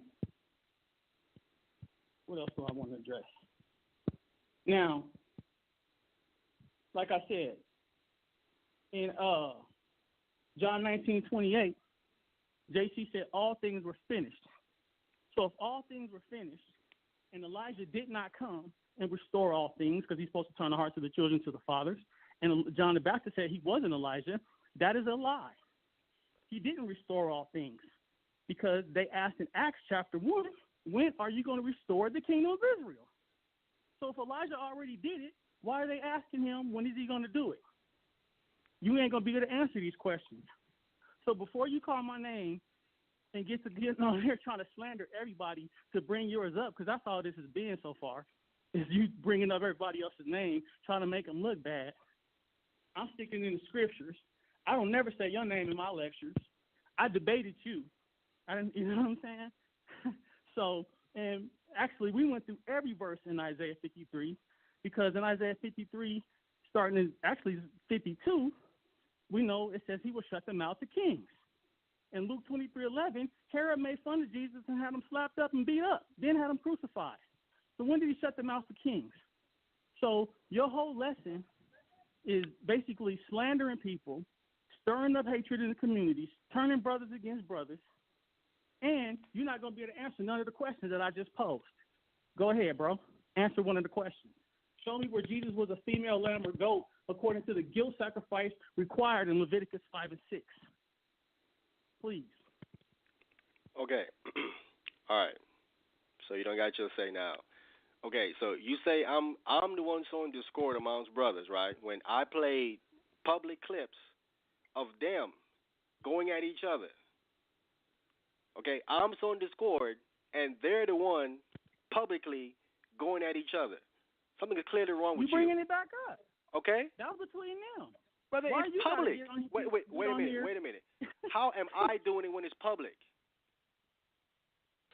It's already public. Your lesson is based on Let me go on from there, because you ain't making no sense, brother. Forget everybody else. Listen. Forget the discord. Okay, let's scriptures. Brother, forget everything you said about it's my turn to talk, brother. One at a time, brother. One One at a time. That's what I'm saying. When he was talking, I was quiet. Like, brother, now be quiet now. Let me talk. Okay? Because you're on here lying again. Because you're looking bad. Okay? You, in the clip that I played that you said, how would Israel make themselves righteous? You said they would offer themselves, their soul, as a sacrifice, is what you said. This is your words. They would offer their soul as a sacrifice. Your soul is within your body. The only way you can offer your soul, you got to kill yourself. The Israelites are all human beings. If they are going to offer their soul as a sacrifice, that's human sacrifice. Offer it to who? It has to be to the Most High. It can't be nobody else. So you are admitting by saying that human sacrifice is in the Torah. You admit these are your own words. Now you're trying to come on here and say you didn't say that. I played the clip, brother. You said sacrifice. You didn't play everything that I said. Because I said that's y'all ain't got no discipline, bro. Y'all ain't got no Go discipline ahead. whatsoever. When you was I'm talking, I was quiet, bro. I gave you the apologize respect as a man for you to talk. Don't get mad now, bro. You can't take it, huh? Now, go ahead. let me come. 10 minutes is almost up. Go ahead. Okay. Now, again, you can speak. 10 minutes is almost up. That's all. Mm-hmm. Okay. When I said they were offered their soul, I read the verses that pouring out your soul don't mean you got to die. I just read that Hannah poured out her soul, and I gave other examples of people pouring out their souls in prayer, because it says he will make intercession for the people. And I just showed you Jesus said he's not praying for the world; he only praying for his disciples. So this even contradicts John 3:16. How come he not praying for the whole world? He only praying for his disciples at the time. So that right there, and you, like I said, you cherry picking my words and trying to use them against me, but you didn't go through the whole lesson. We walked through every verse in Isaiah 53, 1 through 12. You didn't play all of that. You picked a little piece and then tried to lie. I just showed you where in Exodus 32:30, Moses didn't offer himself as a human sacrifice. He said, I will make appeasement for the Lord. Now we know Jacob didn't offer himself to Esau, but he used the same word, akapara. Anybody go look that up. So, like I said, everything that I said, you still ain't dealt with Leviticus 5 and 6, where Jesus was a female lamb. You see what I'm saying? You ain't dealt with, you said that human sacrifice is okay from the Most High, but he said in Deuteronomy 12:31, he don't like when they offer their sons in the fire. But Ephesians tell you Jesus was a sweet-smelling aroma. That would be being burnt, which he wasn't even burnt. So how was he even a sweet-smelling aroma? That don't even make no sense. You said there was no deceit in his mouth. John 17:11, he said Elijah will restore all things. He says all things was finished in John 19:28. Address these things, bro. And I ain't even got to say no more because the audience here, you on here lying. Shalom, and thank you, Sal, for letting me respond. Okay, bro. Let's go on to the next caller, man. You know what? Because it ain't even point of me addressing any of that. Because every time I start talking, he start interrupting me. I can't even finish what I'm saying. They have no discipline whatsoever. Every time I say something, he got to cut in. Now, because he's caught, he said he used the word sacrifice. They shall offer their soul as a sacrifice. Sacrifice are killed. Okay. Then he come back and he said that you ain't gotta die, and he used the word sacrifice, which means killed. He's lying on himself because, like I said, I can play the clip again, and he said to use the word sacrifice. All sacrifices were killed. Okay. Now he's backtracking and trying to say that no, they don't have to die. No, you use the word sacrifice, which tells you it means the person was put to death. You can backtrack all you want. Now I'm cherry picking their words. That's what I'm doing now. Because you know why? They do not understand the Old Testament. That's why you can catch them when they say certain things because they don't understand it. And when you catch what they're saying, now they want to change what they're saying. The Torah says that you got to hold to your word. If you are a man stand on every word he says. That's what a man does. Okay? He's trying to now backtrack on his words. You know why? Because he don't want to stand on the words that come out of his mouth. So if you won't believe what he said on that clip, you can't believe nothing to say after that because you won't stand on what he said on that clip. You should come on here and say, you know what? I did say that. I said that. That was accurate what I said. But no, he want to lie and say, oh, I didn't mean that or I didn't say that. Stop lying. Okay? Man, next caller, man. All right, family. Once again, that number to call in is 319-527-6239. We're going to the phone lines right about now. Let's go to yeah, I got a little cold. Let's go to 504-485. You're live in there. Yeah, how you doing, sir? How you doing, brother wAhmayan? That's how you say your name? Yes, brother. wAhmayan. wAhmayan. All right, good show, my man. I just want to say, bro, in defense of you, that I wouldn't say that you saw in Discord because the brother Morey, Yashuv the Danite, he's a non-Messianic. He just had a show on here the other day. And I'm not seeing a lot of our Messianic brothers, so-called Messianic brothers, up in arms about what he did because it's all about what you do. So these brothers, and, I'm not, but certain brothers come on platforms and they tend to be disrespectful. So when brothers come back and refute what they're saying, it seems like people catch feelings. But if people can be respectful, I feel it wouldn't be any problems. But I just want to make a quick couple of statements, and I just want to I have one thing to what the earlier brother called in and said, whereas Yeshua can't be because it requires a female lamb. But if you would go to Numbers 2, and if the people would read that, you would see that that's Yeshua. Yeshua is basically all of the sacrifices. But when you ask him where is the need for a wine offering that correlates or that is symbolic with the blood, and it's all in Numbers 2. You read Matthew 26, and then you go back to Numbers 2. But as far as I hear the brothers, they say, nobody can die or be redeemed for another person. But it's kind of funny because then they'll turn around and say Israel is suffering for Israel. But to the point where they say, can no man die for your sins? In Egypt, when the Most High smote all of the firstborn of Egypt, a lot of people don't know that he was going to smite all of the firstborn of the Israelites. If you go to, let me see, Numbers 3, it would explain that the Levites redeemed all of those children that were the firstborn out of Israel. So that right there kind of, I would say if they read Torah, I don't know why they would say that. And then they would say there's no sacrifice for intentional sins, which that's also false because if you go to Leviticus 6, it tells you what to do when you do things intentionally. So, that's just what I wanted to say. Like I said, it's a good show, but, man, don't think you like showing discord because you're not. You're actually just putting people in check. And like I say, shout out to the brother Morey, the Danite, brothers like Nasi Yashuvel, and peace. All right, Thank you for that, brother. I'm not really worried about Davon May's comment because he's caught and he don't want to fess up to what he said.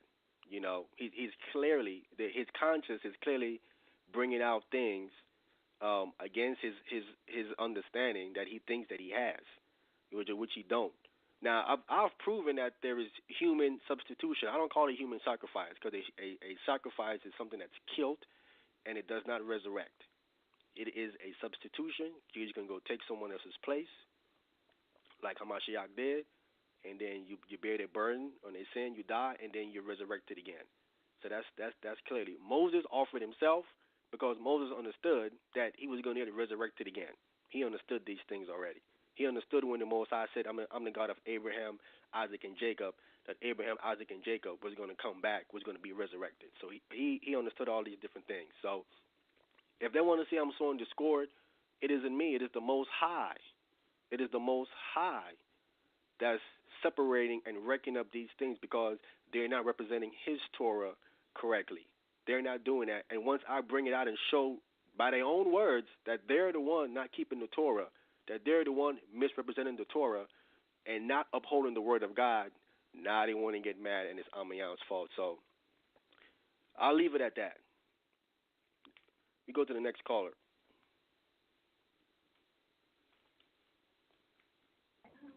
All right. Once again, it's Debate Talk Free Radio. That number to call in is 319-527-6239. You can hear me, wAhmayan? Can you hear me?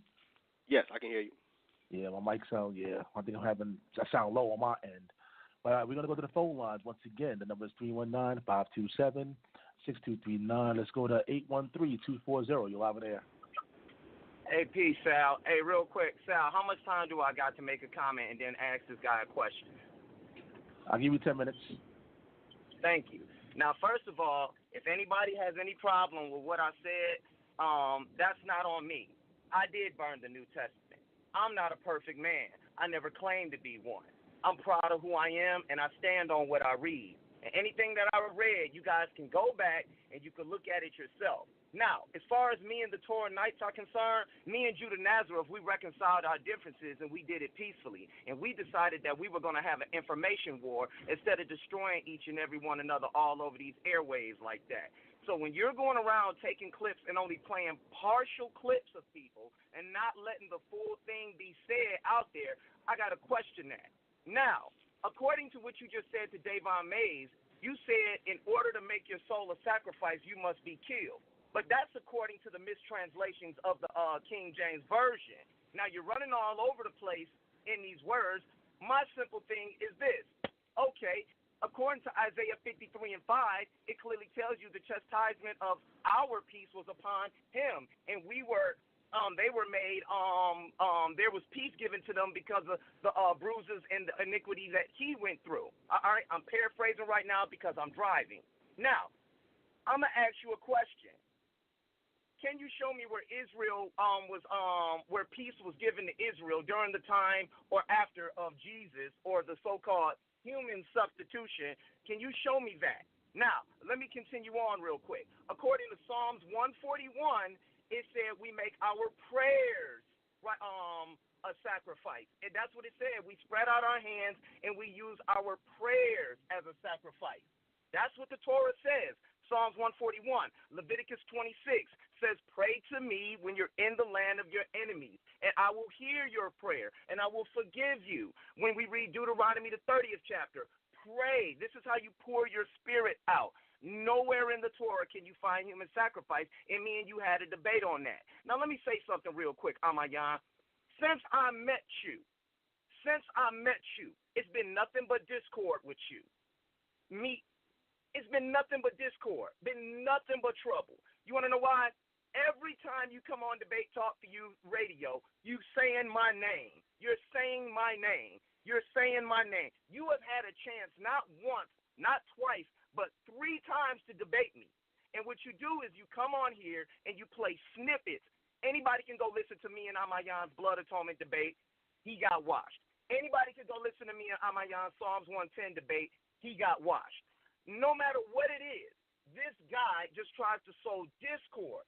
Gideon, We spoke last night. I don't know what he was on there talking about no human sacrifice. A man wasn't sacrificed in the temple. It was a female lamb or a male goat.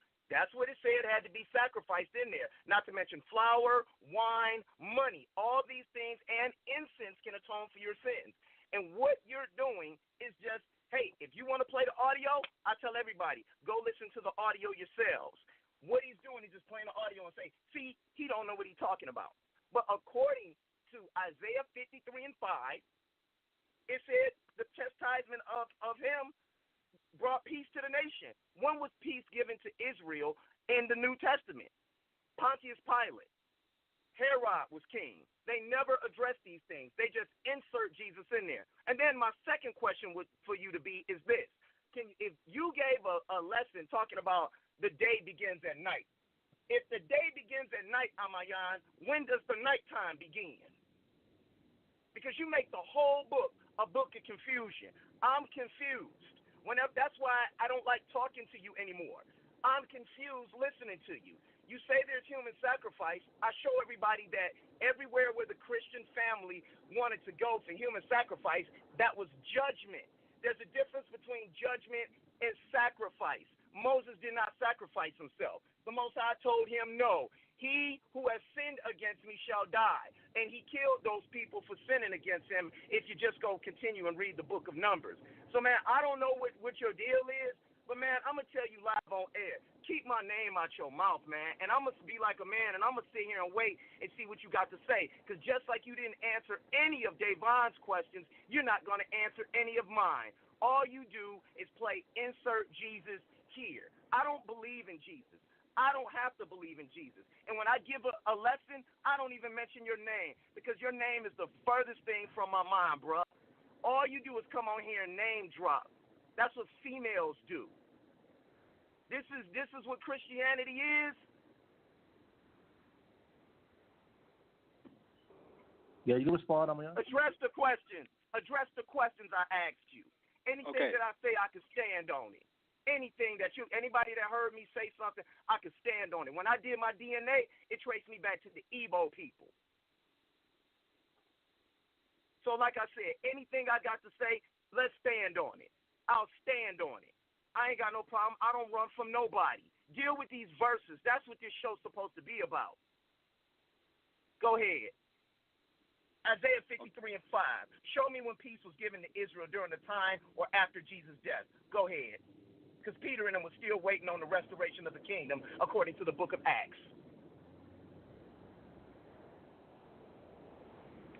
Bro, when I start talking, please don't interrupt me. All right? Please don't interrupt me. I interrupt you. Okay? The first thing you said was, all the time you knew me, there was discord. I have on my channel audio, you calling me your boy, and you said you love me. It's recorded on audio, showing you was a liar. We have not always had discord.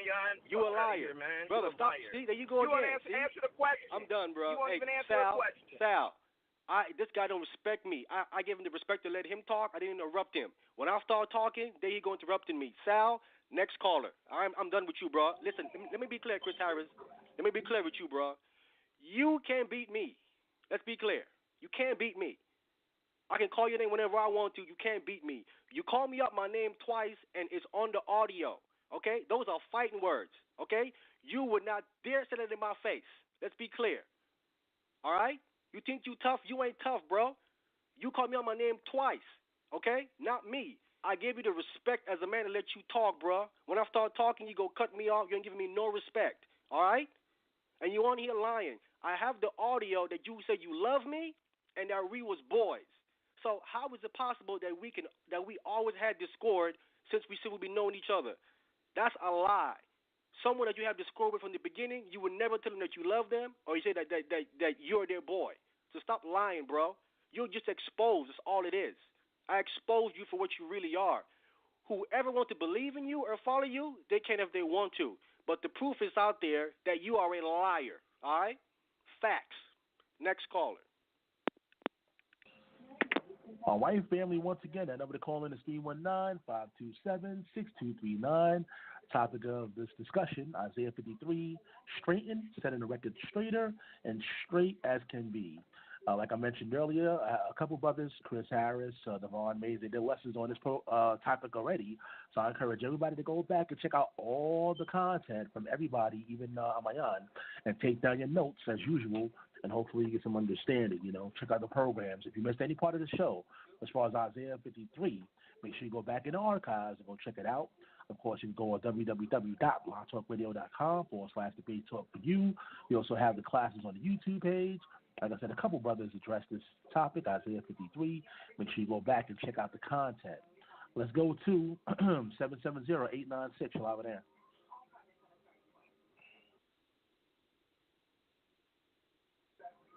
770-896. Can you hear me? Hey, what's up, Debate Talk for you? What's up, Sal? What's up, Yah? This is Brother Josh, and guess what, everybody? I'm calling in from my own number because, for whatever reason, it's letting me do it again. By the way, Sal, I got two questions for you, Sal. First, what's the title of this show again, and how much time do I have to respond to what wAhmayan said about what he wanted me to present to him? Those are my two questions for you first, Al. The title is Isaiah 53, straighten, setting the record straight as can be. I'll give you 10 minutes. Okay, so it don't say nothing about no Esau or Edom in that title. I'm not mistaken, right? It ain't got nothing to do with that, right? Just Isaiah 53, right? Right. Okay. Now, the reason why I'm saying this is because, I'm listening to the class from the beginning, because that's what I do. And I was feeling a lot of stuff that wAhmayan was saying, and then when Devon Mays called in, he was saying some stuff that I didn't agree with from the scriptures, but he did make a point about the direction this show kind of went in. Now, if it wasn't for him putting me out there and trying to take the time to try to, get at me on something completely unrelated to the title, I wouldn't have even thought that was the case. But, yes, that is the case because, like what Devon Mays said, I agree with him.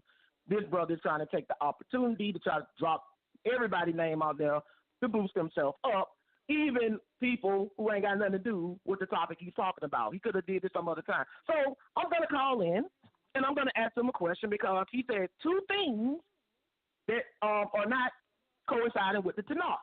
Now, if this brother refuses to acknowledge that he was wrong or being deceitful, then everything he's been saying about Chris Harris and Devon Mays not being true to what the Tanakh saying goes flying out the window because then that would make him just like them. So I don't want to hear no excuses when we deal with this topic. Don't back off. Don't cut me off because I'm not going to be disrespectful. So let's go to Genesis 25 and 25, and I'm going to read this verse, and I'm going to ask wAhmayan simple, quiet, civilized questions, and let's see if the brother practices what he preached. Because he's been trashing the Torah night and the Tanakh onlys all night long saying they ain't true to the Tanakh and they misrepresent the Tanakh and they don't know it. So let's see if this brother is a man of his own principles. Let's just put that to the test. This is Genesis 25 and 25. It says, talking about Jacob and Esau's birth, it says, and the first came out all over like in hairy garments, and they called his name Esau. Now, we can already say that Esau's birth has two things associated with it, the color red and a hairy garment. Now, my first question to you, wAhmayan, is how is the color red like a hairy garment? Okay, see, again, I want to first address what you said first of all, because you said that when I called you out, it had nothing to do with the topic, is what you said. I would like an answer to my question about. I don't want to deal with that. I want the question of Josh. How I ain't got another 10 minutes. If you don't stop talking, you cannot mute me. I'm asking a question. If you don't stop mute him then. But all right, when he was talking, he has 10 minutes though. He has 10 minutes, but go ahead. No, but I'm saying that when he was talking, I ain't said nothing. Okay, he made statements about me to see if I'm true, and how that he brought up how that me calling him out have nothing to do with the lesson. Okay, so I got to address everything that he said before I even get to his questions, because he's putting stuff out there that he don't want me to address. I'm going to address everything that he said. Okay, first of all, he put the challenge out. He says, "I dare," and I played the clip for you as well. He says, I didn't call your name though. I didn't call you specifically though. Sal, I just said mute any. him? But hold on. Yeah, one at a time. He wants me to mute you. I got to mute you. No, mute him. Yeah, mute him because when I caught up on his show and I was talking, that brother told Sal to mute me. As a matter of fact, when he was on the show, he told me, "I want you to break down Amos chapter 12." And when I started it, all I said was, before I begin, the brother told Sal, "I don't want to talk to him no more. I don't want to talk to him no more." I didn't get to say nothing at all. Okay, that's how he rolled. All right. Now, he put the challenge out there and said, because he was talking about the One West brothers, and I said, I come out of the One West, okay? I come out of One West. He said, any One West brother, if they can show me a source, he says, where it says Esau name means wasted away. He put the challenge out there, not me. I am addressing his challenge. I don't have to wait a particular time to address any challenge. I can address it at any time I'm ready to, okay? So don't try to make it seem like I got to wait. I don't have to wait. You put it out there, and I answered it, okay? It's as simple as that. Let me get to your question now. Genesis 25, verse 25. And the first came out red all over like a hairy garment, and they call his name Esau. He says, so how is this red like a hairy garment, okay? The red, it says, was all over like a hairy garment. Like on a garment that's hairy, how hair is all over the garment, that's how the red was on this child, all over. That should answer your question. Bring him on back now, Sal.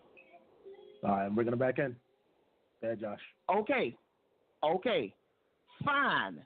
You answered the question. You gave an answer. But look what it said again. Now I'm going to break it down again.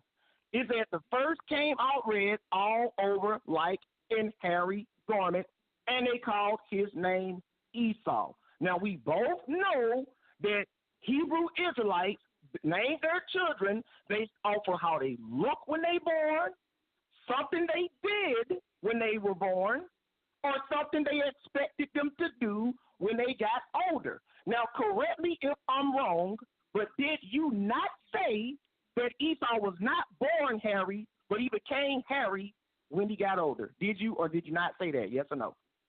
I said that. Can you show me in the scriptures where it says that Esau at some point in his life just got hairy?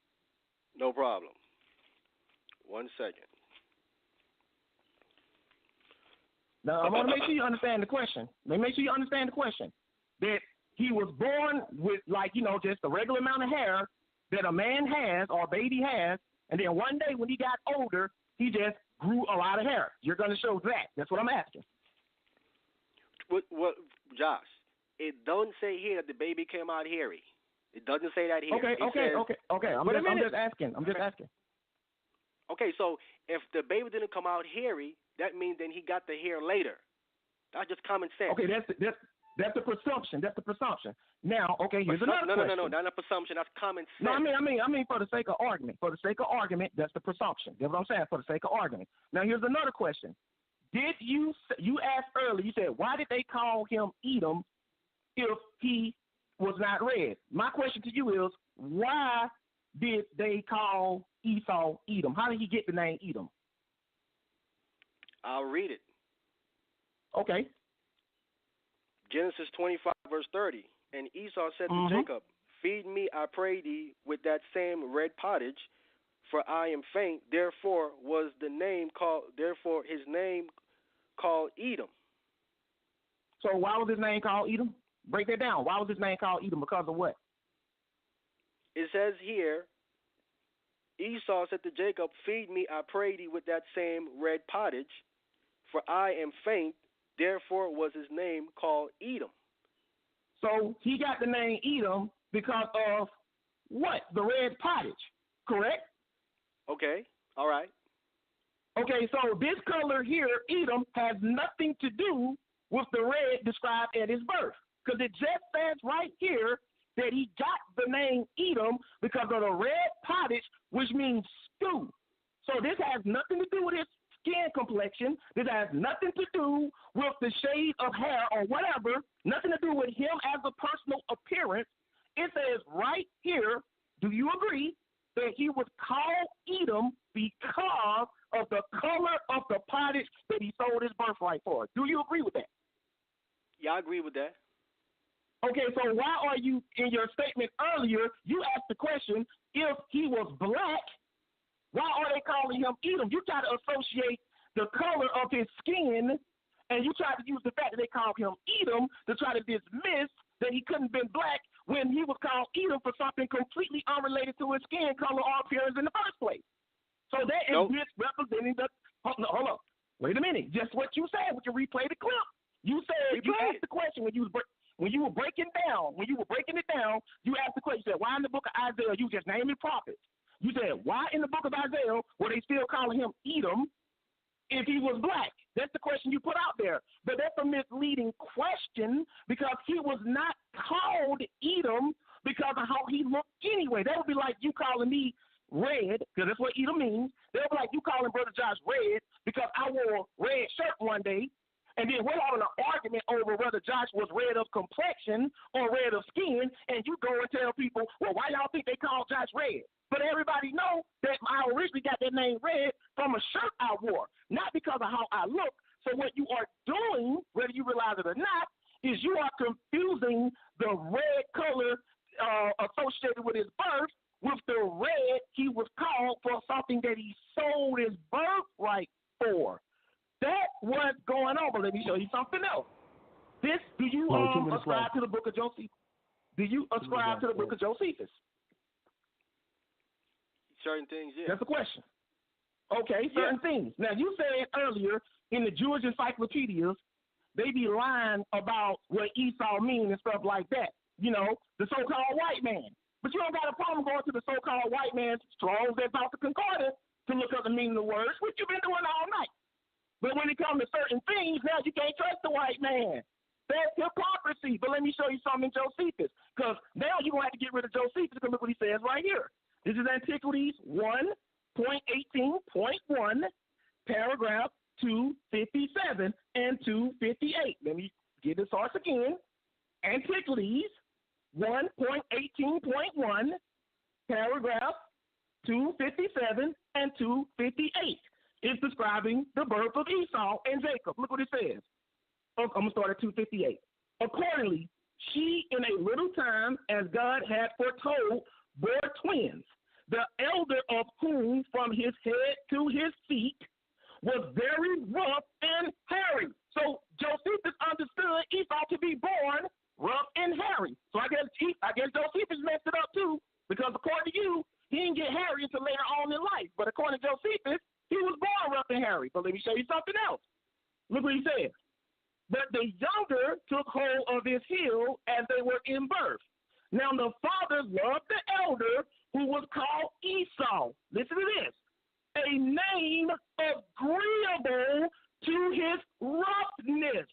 For the Hebrews called such a hairy roughness Esau or Seir. And you know, Seir was one of the locations where Esau lived. It was named after his roughness. The color red, meaning Edom red, they have nothing to do with his physical appearance. He was called Edom because of the color of some stew that he sold his birthright for. But he was called Esau because when he was born, he came out covered with red hair. That's why I say he. All right, my brother, 10 minutes is up, man. Apologize, 10 minutes is up. wAhmayan, go ahead. You want to respond? Okay.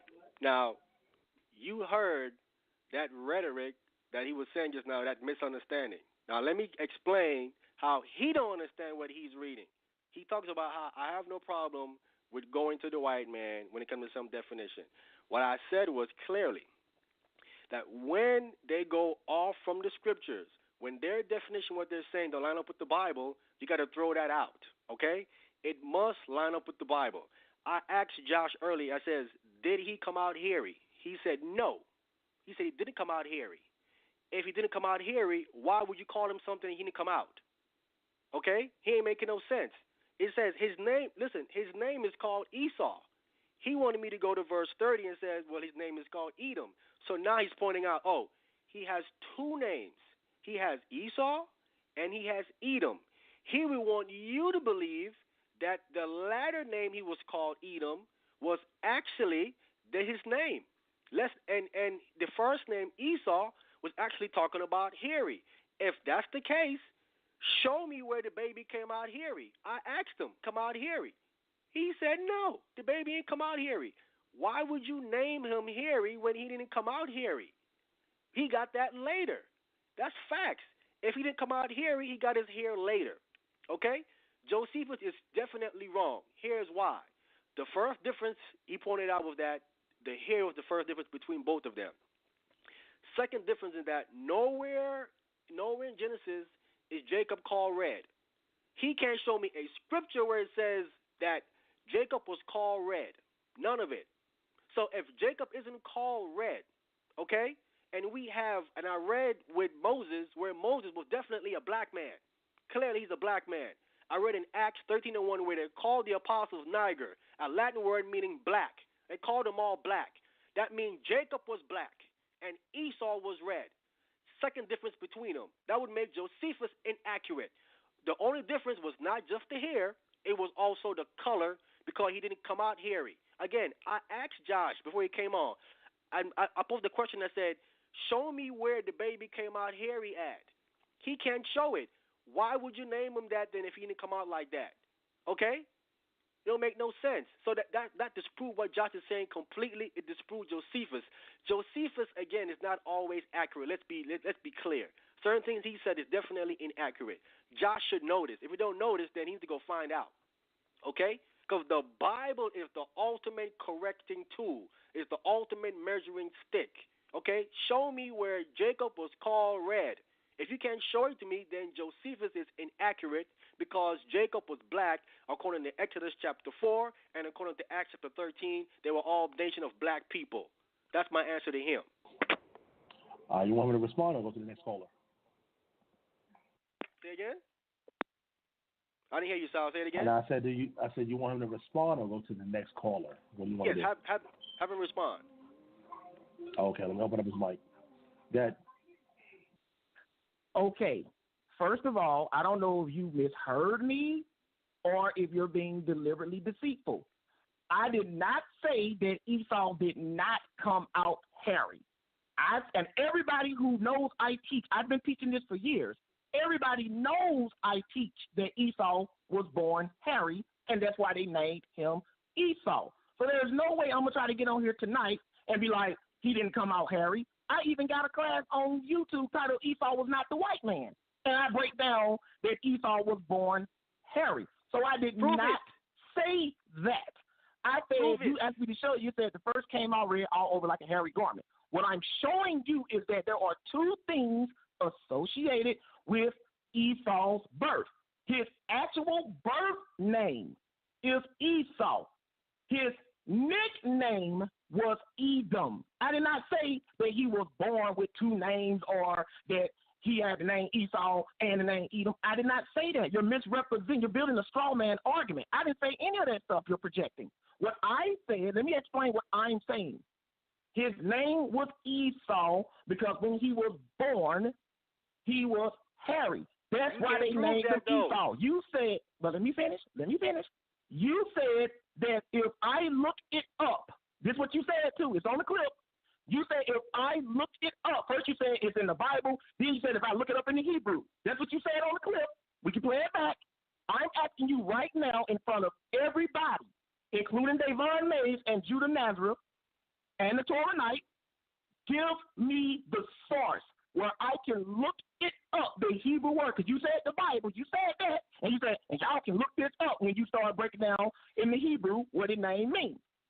Can I get the source right now? I will read it across the air, and I will stand corrected in front of everybody if you can give me a Hebrew source, a primary source outside of one word doctrine, where I can look up this Hebrew definition of Esau, and it means wasted away is he. Because the color red does not mean wasted away is he. The word Edom does not mean wasted away is he. You're making these words mean that. You're making a red complexion mean wasted away. That's not the definition of the word red in Genesis 25 and 25, and that's not the definition of the word Edom in the scriptures. They just all mean red. I want you to show me where it means wasted away is he. Don't read it into there, because what you're reading it to say is, and the first came out red or wasted away all over, because that's what you're making the color red mean. Fine, I have no problem with that. But what I want you to do, like you've been doing all night, you've been throwing out Hebrew words. Devon Mays called you out on it, and Chris Harris, you've been talking out Hebrew definitions all night. So give us this Hebrew definition, this Hebrew word, this Hebrew source, where I can look up the word red in Genesis 25 and 25, which is at Moni, or the word Edom, and show me where it says wasted away or wasted away is he. Source, and if you can give it to me, I will read it now over Debate Talk for you. I will tell everybody I've been teaching this wrong for years. Show me the definition where I can look it up. I would like to see that now. Now you can mute me right now, and I'll wait, and I will come back and I will read it. Can you give me that? Bro, first of all, you making statements you can't prove. You said you teach that Esau came out, that the baby came out hairy. I asked you, where does it say here that he came out hairy? You can't prove the baby came out hairy. You can't prove that. I'll read what it says again. Nothing here says the baby came out hairy. It says the first came out red, all over like. The word like destroys your argument completely. It doesn't say that he came out hairy. It's continued to describe the redness. The redness was all over like the hair on a garment is what it is saying. You can't prove that the baby came out hairy. You're teaching false doctrine. You're trying to reinterpret the Bible and say that there's two things here, red and hairy. No, sir. There's one thing here, red. It continues to describe the redness all over the baby, that it is like a hairy garment. Not that the baby came out hairy. I can show you the source, but first, prove to me that the baby came out red. Let's start there with your lies first. Prove that the baby came out red first. Prove that, and I'll show you the source. All right, I muted his mic. Want me to open it up again?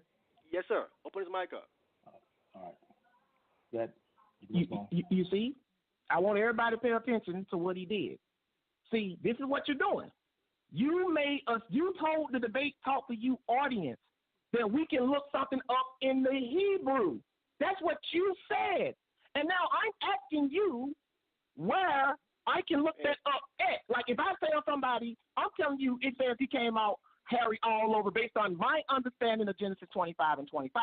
I'm telling you that's my understanding of Genesis 25 and 25. That's not a lie. Hold on, wait a minute.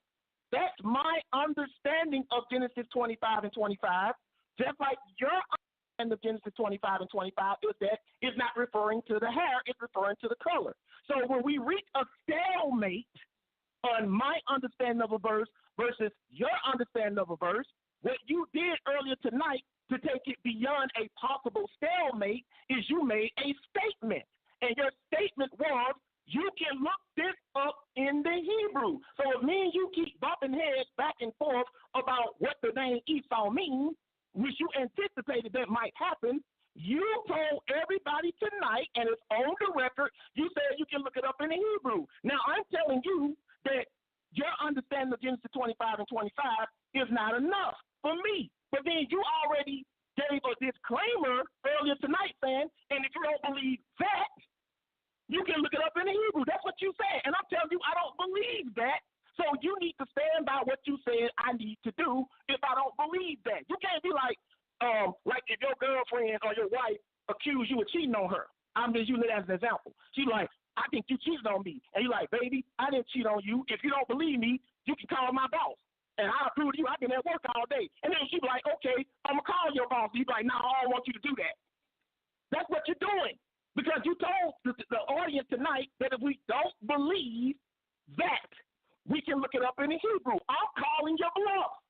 I'm asking you where in the Hebrew, and you trying to renege and say, no, I ain't gonna tell you where you can look it up at until you answer my question. Bro, you the one telling me if I don't believe something, check this out. In other words, if my breakdown of Genesis 25 and 25 is not good enough for you, here's what you can do.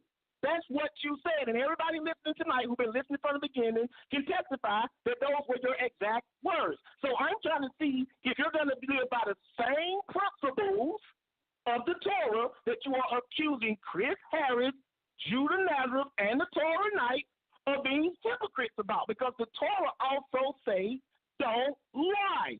So if I can find this in the Hebrew, because you told us we can. I ain't never told nobody Genesis 25 and 25 is how everybody gonna see it the way I'm telling you based on my understanding of Genesis 25 and 25 is talking about his hair. So if good enough for people, I took them to Josephus to give another historical view of what the name Esau means. That's what you do, and you did the same thing. Only difference is I actually showed my outside extra biblical evidence to show you why I believe it's referring to his hair. You gave us a claim too. You said, oh, you can look it up in the Hebrew because the One West doctrine, and you notice, they tell you that's the Hebrew definition of the word. Don't they teach that, wAhmayan? Yes or no? Just answer yes or no. Do they or do they not teach that Esau in the Hebrew means wasted away is he? Do they or do they not teach that? Josh, you know what, Josh, you know what it is, bro? This right here is becoming a waste of time. It's becoming a waste of time. See, now you want to run. Okay, mute me, Sal. You running. Go ahead and mute me, Sal. This right here is becoming a waste of time. You know what I'm saying? Because here's why. He posted the challenge out there. He says, right, show him a source that says that Esau means wasted away. I said the source was the Bible. I answered this question. I said the source was the Bible. I went and I read it in here where it says right here that the baby came out hairy. His interpretation of it is that the baby came out hairy. I said, can you prove it? He said, that's my understanding of it. Okay, so that means right there he has no proof for what he's teaching. Okay? And he believes, let's be clear now. I'm going to point out what Josh, that he's up here lying. He believes in the New Testament. It says prove all things. That's what, it don't say that. It says prove all things. That's what it says. It don't say for you just to be giving your understanding of something, because anybody can do that. I can tell you, well, I see it as, he's green. That's how I understand it. Can I prove it, though? No, I can't. So you can't be up here teaching stuff that you can't prove. If that's the case, if people are going to teach just on just what they understanding without proof, then what is that? Anybody can do that. It says prove it. Prove all things. He's not holding to the criteria of the New Testament that he claims he believes in. It says to prove it. I asked him, do you have proof? He says, that's my understanding of it. Okay, so now you don't have proof of it. You're not holding to the criteria. When we read it, it doesn't say that the baby came out hairy. He goes to Josephus, right? He says Josephus is saying that the only difference between the two babies was the hairiness. I said, okay, if that's the case, then where is it then that Jacob is called red? That Jacob isn't called red. The only one that's called red is Esau. Esau is red. He's the only red one, and he pointed out the hairiness. That's two difference between them. So Josephus can't be correct. He can't be right because Jacob is not red. Neither is he hairy.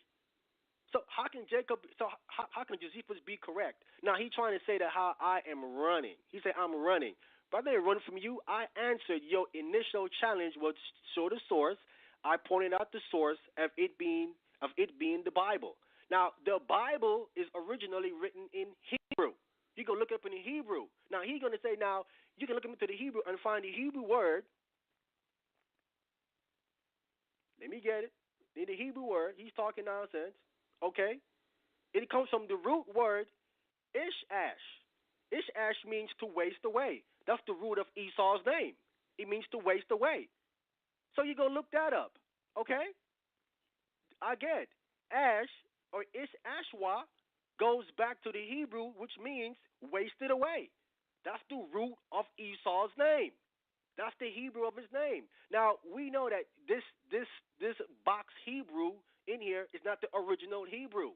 Okay, so you have to do a deep research of this man's name and find it. Okay, but simply the Bible text itself is telling you. The text itself is telling you he came out red all over like a hairy garment. The only way a baby can come out like that is because he lacked pigmentation. That's just plain common sense. Okay? Now, if he doesn't see that, that's my understanding of it, brother, and what the scriptures say. I understand how the Bible is saying it. If you don't see it that way, that's on you. Okay? But you can't prove that the baby came out red, and you're teaching lies because you can't prove, as Paul say, prove all things. Do that. Next caller. All right, family, once again, that number is 319-527-6239. Let's go to the next caller. Let's go to 716-541. You're live on air. Thank you, Sal, for taking my call. And good show, brother. How you say your name? Wahmayan? Wahmayan. How do you? Wahmayan. You and Brother Josh is going to have to split the difference. You know what I mean? Because he is right. Generally, they name the children according to appearance or, maybe an event or something like that. And his name does mean hairy.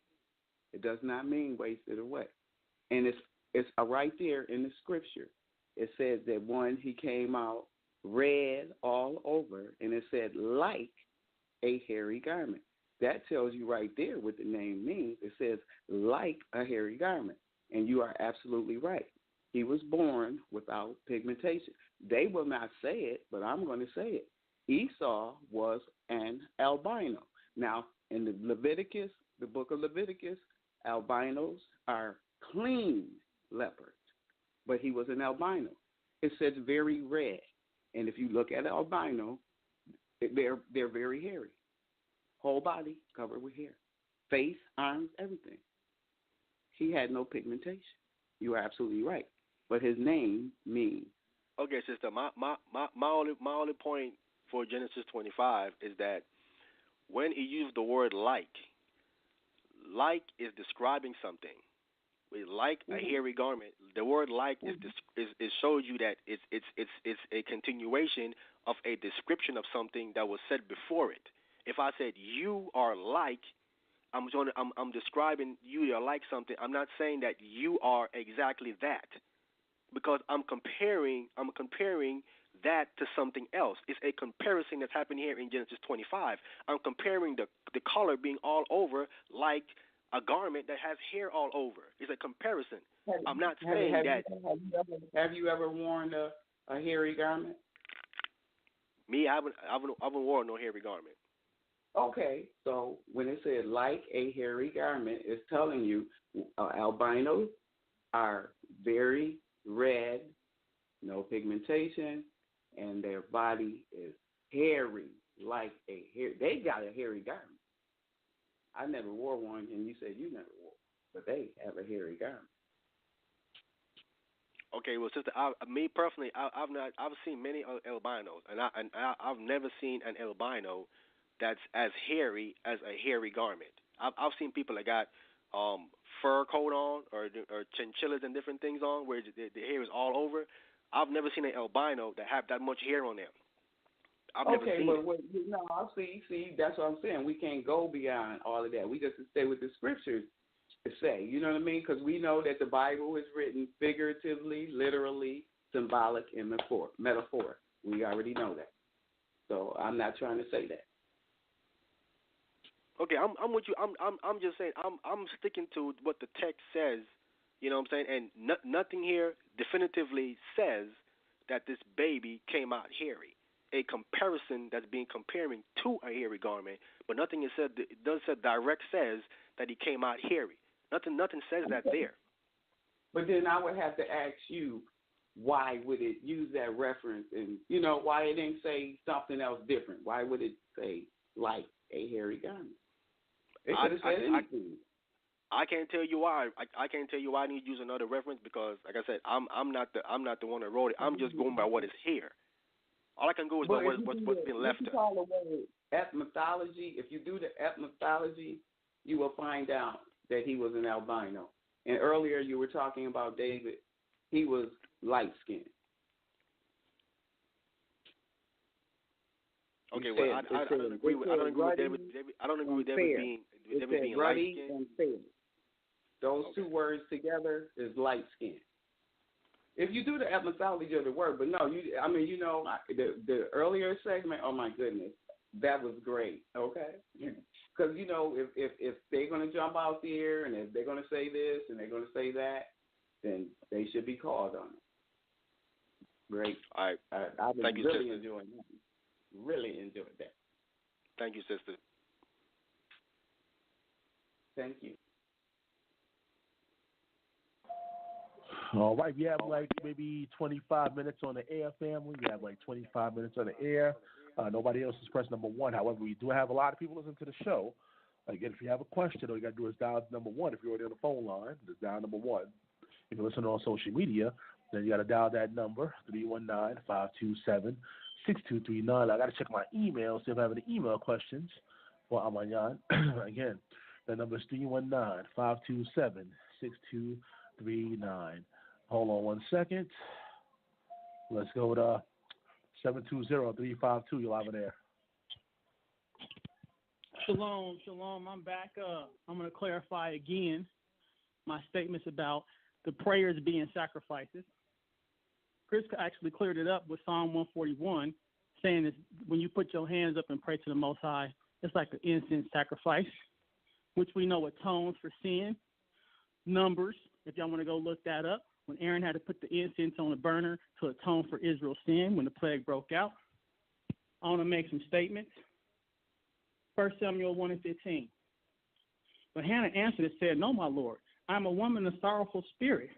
I have drunk neither wine nor intoxicating drink, but have poured out my soul before the Lord." Now, you can't literally pour your soul out. We know the soul comes out the body at death. So this is clearly figurative speech. Job 30:16. And now my soul is poured out because of my plight. The days of affliction take hold of me. So you're pouring out your soul to the Most High. That's all this is saying. Psalm 42:4. When I remember these things, I pour out my soul within me. For I used to go with the multitude. I went with them to the house of God with the voice of joy and praise, with the multitude that kept the pilgrim feast. So we see this is simply talking about prayer.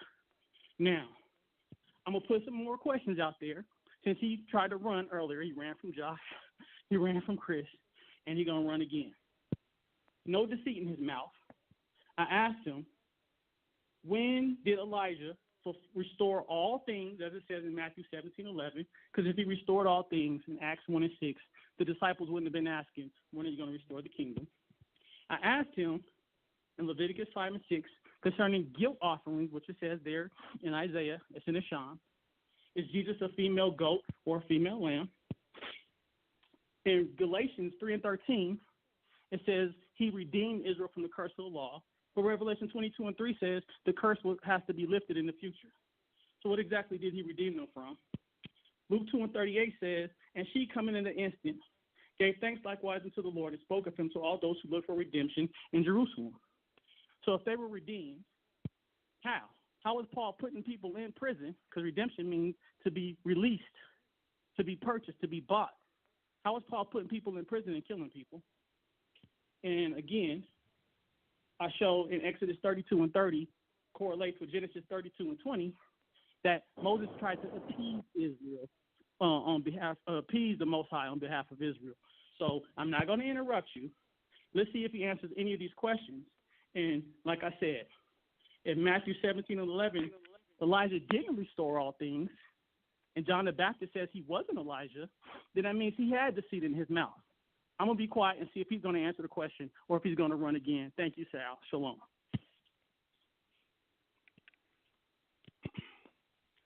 Okay. Let's address what he actually said, okay? Versus him trying to go ahead and read scriptures as metaphors. His statement wasn't a metaphor. Let's be clear. He's trying to go read scriptures now and put it in the light of a metaphor. What he said, because I played the clip, he didn't say it was no metaphor. He used the word sacrifice. That's the word that he used, okay? Sacrifice means something is killed. He says, Israel shall offer their soul as a sacrifice is what he said. He didn't say anything about Israel going to pour out their soul. That's not what you said. You didn't say that. Okay, you didn't use the word pour out. You didn't use no metaphoric words when you made your statement. You said clearly they shall offer their soul as a sacrifice. That means they're going to die. That's literal, okay? Now he's trying to go and he's trying to run and trying to say something that he didn't say. That's the first thing. That see, he don't want to address the facts of his own words of what he said literally. He don't want to address that. He want to run behind some metaphor.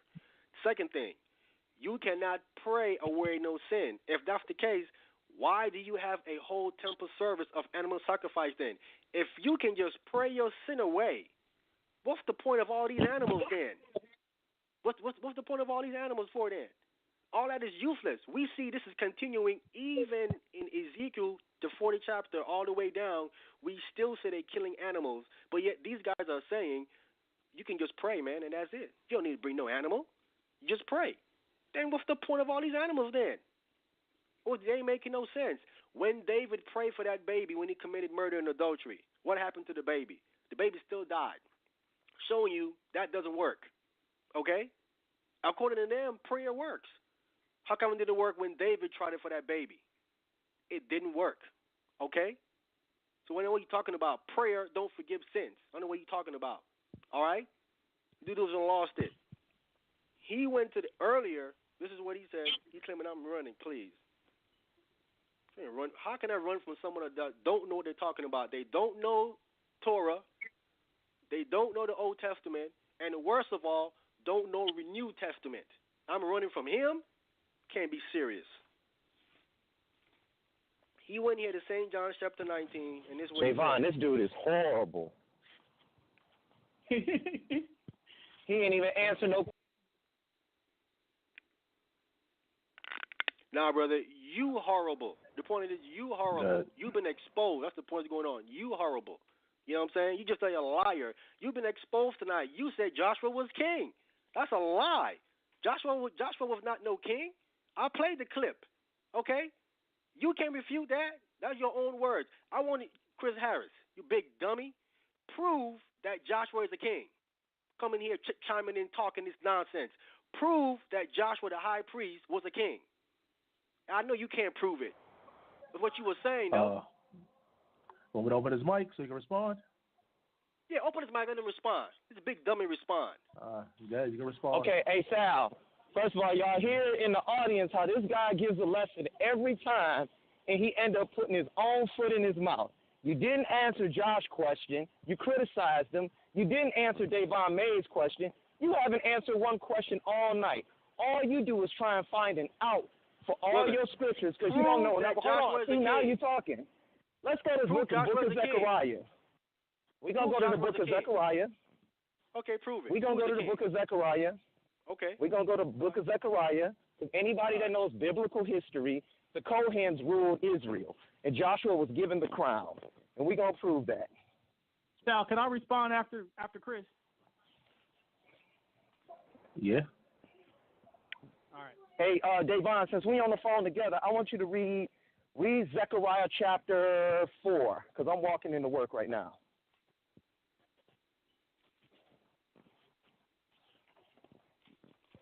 Zechariah 4?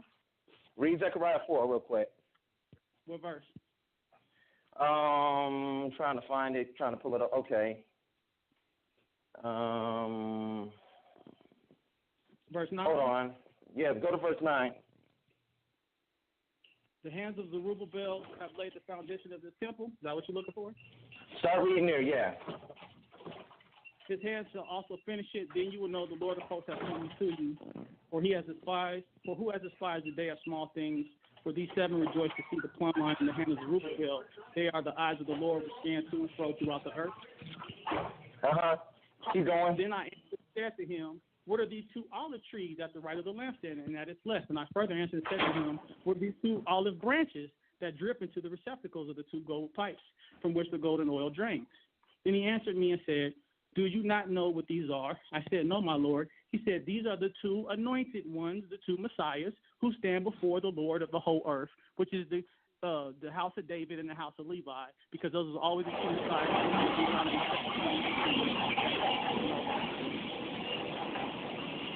Okay, now I'm going to go to Joshua chapter. Hold on, yeah, I'm sorry, because like I said, I'm at work. But see, he's trying to switch the subject, but I'm going to read this, Zechariah chapter 3, verse 8. Hear now, O Joshua the high priest, thou and thy fellows that sit before thee, for they are men wondered at. For behold, I will bring forth my servants a branch, for behold, the stone that I have laid before Joshua, upon one stone shall be 7 eyes. Behold, I will engrave thereof, saith the Lord of hosts. I will remove the iniquity in the land in one day, and that day saith the Lord of hosts, you shall call every man his neighbor under his fig tree. Hold on.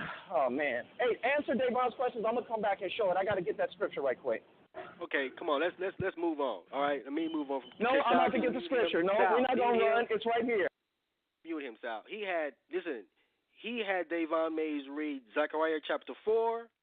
He was started at verse 9. He went all the way down to verse 14. Nothing about no king. I've been patient. He jumped up to chapter 3. He started at verse 8. He went down to verse 10. Nothing about Joshua being no king, okay? I've given him opportunity to prove that Joshua was a king, okay? He has not proven it. All right? Chiming in. This big dummy right here. Can't prove Joshua is no king. Anyway, he's wasting people's time, man. That's all he's doing, wasting time. He can't prove it. It ain't there. Anybody that knows the Old Testament know that Joshua the high priest was not king. Anybody knows that knows the Old Testament, okay? I'm giving him time to prove it. I'm showing him some respect. Okay, he's wasting people's time now, okay? If he can show it, you should have went right to it. Let me get to Davon Mays now. Davon Mays All right, said... hold on. Let me... Oh, okay. You want to respond to that? Okay, I thought you wanted to order Mike that. You can respond to that. No, because I was going here to respond with the Davon Mays when he chimed in talking a whole bunch of nonsense. Like I said, anybody can go to my channel and saw how this guy talked to me, how he called me out my name. Okay, disrespected me after he said that he loved me and we was boys. That's how he talked to me, showing you that he was phony all this time. Okay, Davon Mays came in and he said in John chapter 19, he said verse 28. He says Christ says that all things were finished. Those were the words that he used. He says all things was finished. Okay, St. John chapter 19 verse 28. After this, Jesus, knowing that all things were now accomplished, not finished. All things that was accomplished concerning him getting ready to die for the nation of Israel is what he's referencing here. Because when you read the book of Daniel chapter 9, it says that this man is coming, he's going to die, but not for himself. But then it goes on to tell you that after that the Romans will come and destroy the temple. So how can everything be accomplished at his death when Daniel tells you that the temple got to be destroyed after that?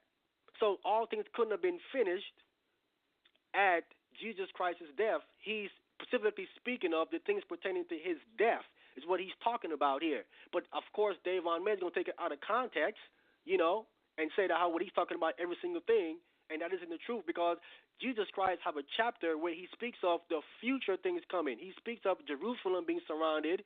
He speaks of all of these different things.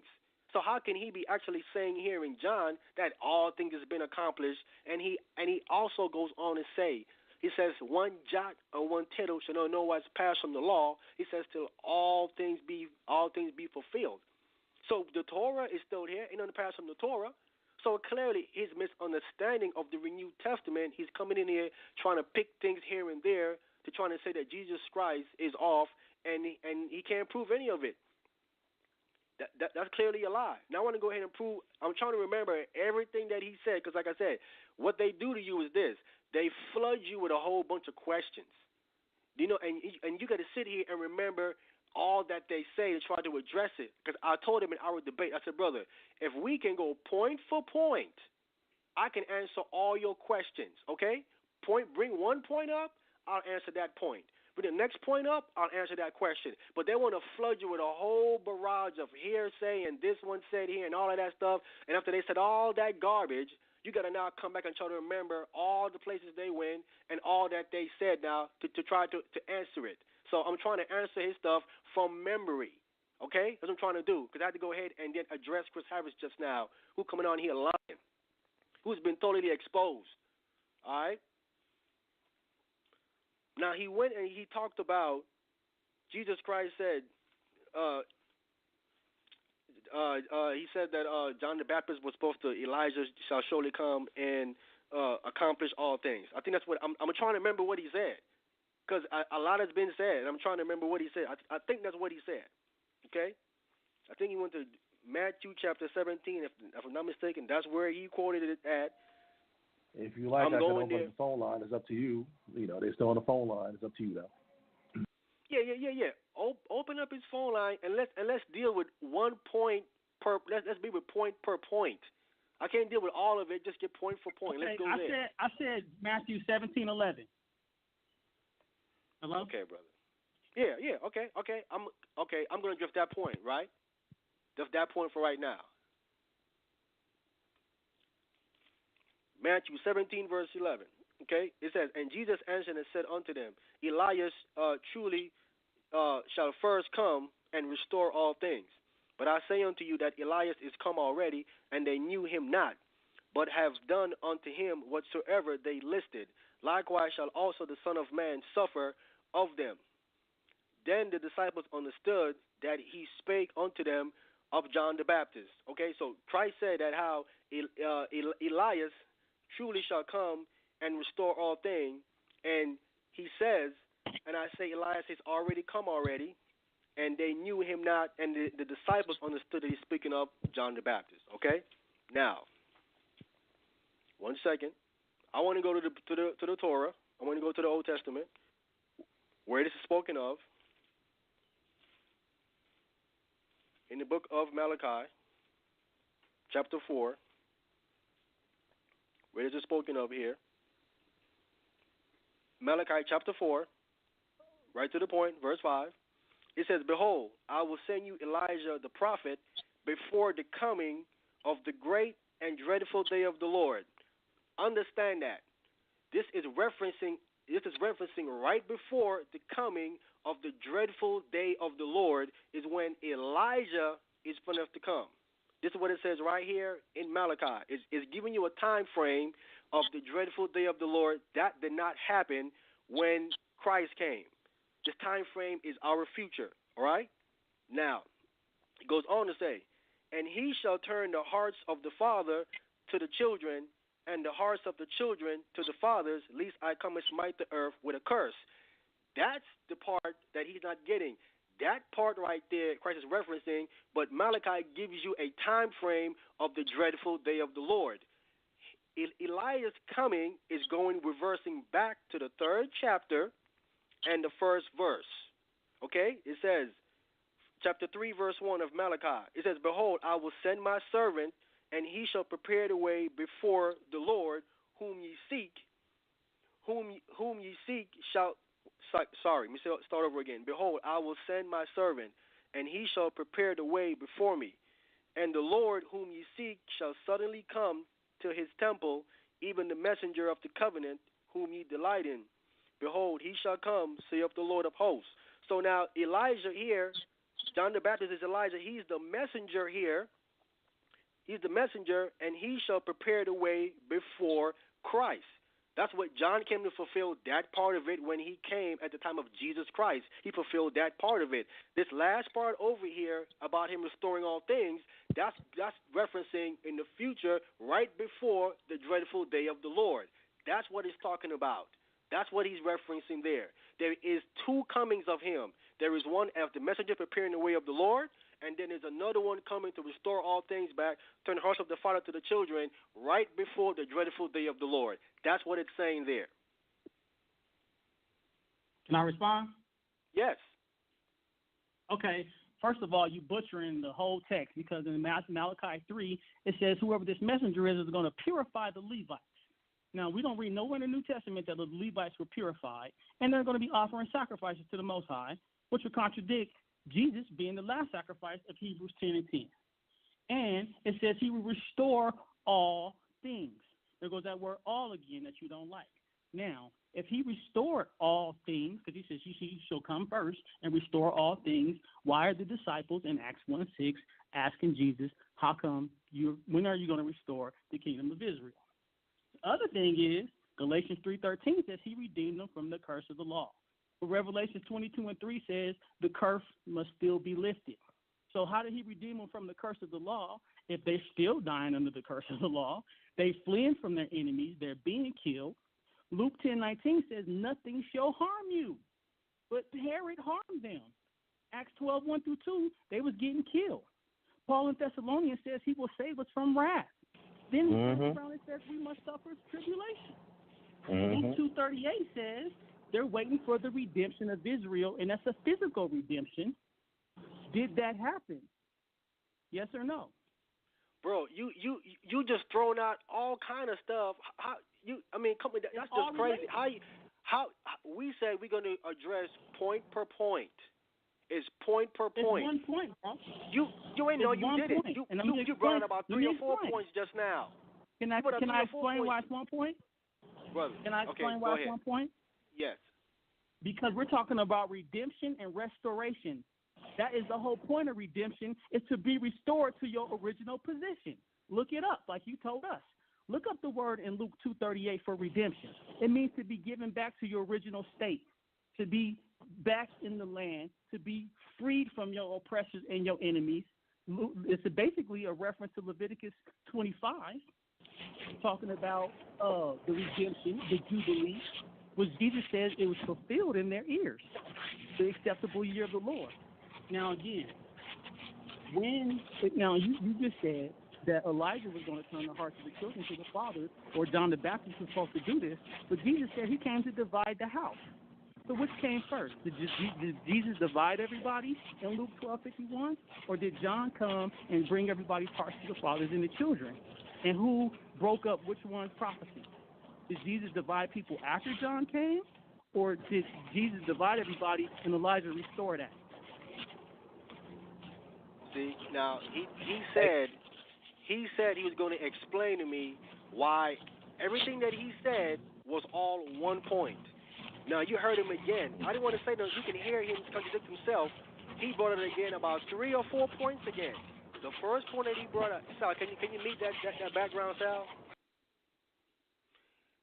He said when I came from Malachi, the first thing he said that John the Baptist was supposed. It says there in Malachi that he was going to come purify the sons of Levi. It's the first point that he made. That's his first point. He says John the Baptist didn't do that. That was his first point. Okay. He switched from that point, and then he said that Christ said all things was going to be fulfilled. That's another point. The next point he brought up says about them being restored. He says that all things. He says by no means that anything hurt you. He says Herod was killing them. That's a third point. Okay. Then he went to Galatians, and he said about the curse. He said that he did it from the curse. How was that? That's a fifth point. He brought out actually 5 different points, and they are not all related. I gave him a chance to explain to me how all of that is 1 point. All of that cannot be 1 point. I specifically said, brother, let's go point per point. He's not doing that. You know what I'm saying? He's throwing all these points out because he's trying to confuse me. But you don't confuse me, brother. I can answer any one of your points. But you see, the point is you don't want to go point for point with me. You want to throw all this stuff out. I'm supposed to remember all of that stuff and address all of it. Okay? That's what he's trying to do. He's playing these games. That's all he does is playing these games, man. I ain't got time for these games, brother. You know what I'm saying? I'm going to give you one more chance. This is the last chance I'm going to say this. This is one more chance, okay? If you want me to address your point, you got to give me 1 point. If you don't give me 1 point, this is the last time, okay? I'm done. I'm going to give you one more chance. I'm going to put you back on. Give me 1 point, and I'm going to address the 1 point, and then we're going to go on to the next point. Okay? Sal, open him up. Again, is restoration and redemption have to do anything with each other? That's my first question. Is restoration and redemption got to do with the same? Is the same point as your question? Are they related? They are related. Okay, so was Israel redeemed when Jesus died? And if so, if they were redeemed from the curse of the law, and all things were restored, why were they kicked out of the land? Why was Herod still able to kill them? And how was Paul putting people in prison? Brother, okay. They was redeemed from the curse of the law. The curse of the law is the death penalty for breaking it. When you break the law, you was put to death for a particular law that you would go ahead and break, and I will name them. If you was to worship another god, you was put to death. If you broke the Sabbath, you was put to death. If you dishonor your mother and your father, you was put to death for these things. Okay, I'm naming the different things that you was put to death. If you committed adultery, you were stoned to death. You couldn't bring an animal for these things. These things carried a death penalty. These things is the curse of the law. When you did those particular sins, that you died for those things. Jesus Christ, when they made that calf, it put the nation, because what they did was, it was idol worship. They worship another God before the Most High. You cannot bring no animal for that. You're supposed to be put to death. So they was under a death penalty. That's what Paul is referenced there in Galatians chapter 3.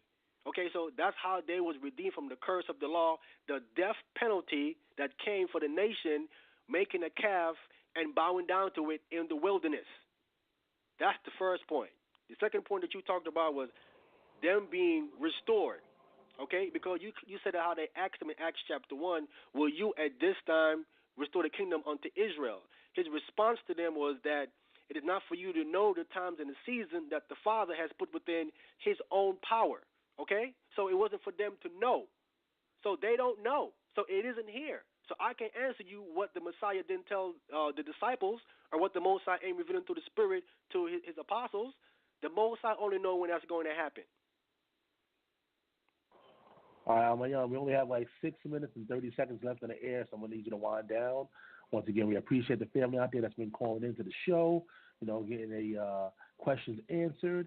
And again, send me an email at debatetalkforyou@gmail.com if you want to reach out to wAhmayan. I have his information in the description box for those who want to reach out to him, and go check it out. But some quick last words, brother. Go ahead. All right. Thank you, Sal. I want to first give all praises to the Most High God, Yahweh, for his knowledge, his wisdom, his understanding, his first begotten son, Hamashiach Yahweh Shai, for coming and dying for my sins, taking my place. I want to thank all of the spiritual brothers that we don't see, the righteous angels that's protecting us and helping us through this walk that we hear in this captivity, and bringing us through day by day. I want to thank the brother Sal having me back on the show again. Sal, thank you, brother. I want to go ahead and thank all of the true believers in Hamashiach Yahweh Shai, the true brothers and the true sisters out there. Because as Christ says, for many are called, but few chosen. The majority of people that thinking they believe and thinking they with it, they're not. And people want to say something about wAhmayan, that I'm playing public clips of people, of what they're doing, is that they don't want to go ahead and man up for what they said. It's all about, you're trying to sow discord. But you don't want to address what you did. The scripture says this. It says that you have to repent. You have to first own up to what you said. The Torah says this in the book of Leviticus. It says if Israel at that time would acknowledge their sin, they have to acknowledge what they did wrong. That's Torah, not trying to hide it. Acknowledge what you did was wrong, and then confess and turn to me with their whole heart. He said, then will I forgive it. But they don't want to acknowledge the clips that I've been playing, the thing that they were said. They don't want to man up. They want to, you know what? Let's brush it under the rug and continue to deceive the people. That's what they want to do. Okay, I'm out here because Christ said this again. Whatsoever is in darkness is going to come to light. He said, what I say to you in the dark, speak that on the housetop. Speak that out in the open. Okay? These brothers ain't on that. They want to keep everything under the rug. That's what they want to do. They want to lie and hide. And when they get exposed, Oh, brother, man, you're sowing discord, wAhmayan. You know what I'm saying? You shouldn't be doing that, wAhmayan. You know what I'm saying, brother? All the stuff they're trying to say, they don't want to fess up to what they're saying, to what they've been doing. And it don't stop with wAhmayan. They will continue to get exposed by another brother. It ain't just me, but at the end of the day, the Most High going to judge them for what they're doing. What's going to happen? The Most High going to judge them for what they're doing, what they're saying, you know? And the last thing I want to say is this, is that I did this class to defend the word of God. This ain't nothing personal. It says for you to go ahead and correct your brother. This was done in the spirit of correction. Okay, now if they don't believe that, that's fine. I'm not here to convince nobody of that. You don't have to believe that. Okay? But now everybody have the information. It's been recorded and it's out there. It's about giving the people the adequate information that they can make a better decision on who to listen to and who they want to follow. Because as the Torah says, oh my people, the ones that lead you is causing you to err. It's the people that up front is causing the people to err. The ones that you're listening to, they're the one throwing you off. Okay? So you got to make wiser decision on who you want to listen to. And before you listen to someone, check them out thoroughly before you just go jumping on someone and claiming this person know what he's talking about. Hear him out for a while and then speak to him before you go saying that he knows something when he doesn't know anything. Okay? And stop being deceived by these guys out here who are just wolves in sheep's clothing. All right? And I hope what I brought out today have helped somebody, okay, out there. And with that, I want to say shalom to the nation of Israel. I love my people. I love my nation. Continue studying, continue in the word of the Most High, and may the Most High in Christ be with you always. Shalom. And if you don't know, now you know, now you know, now you know, now you know.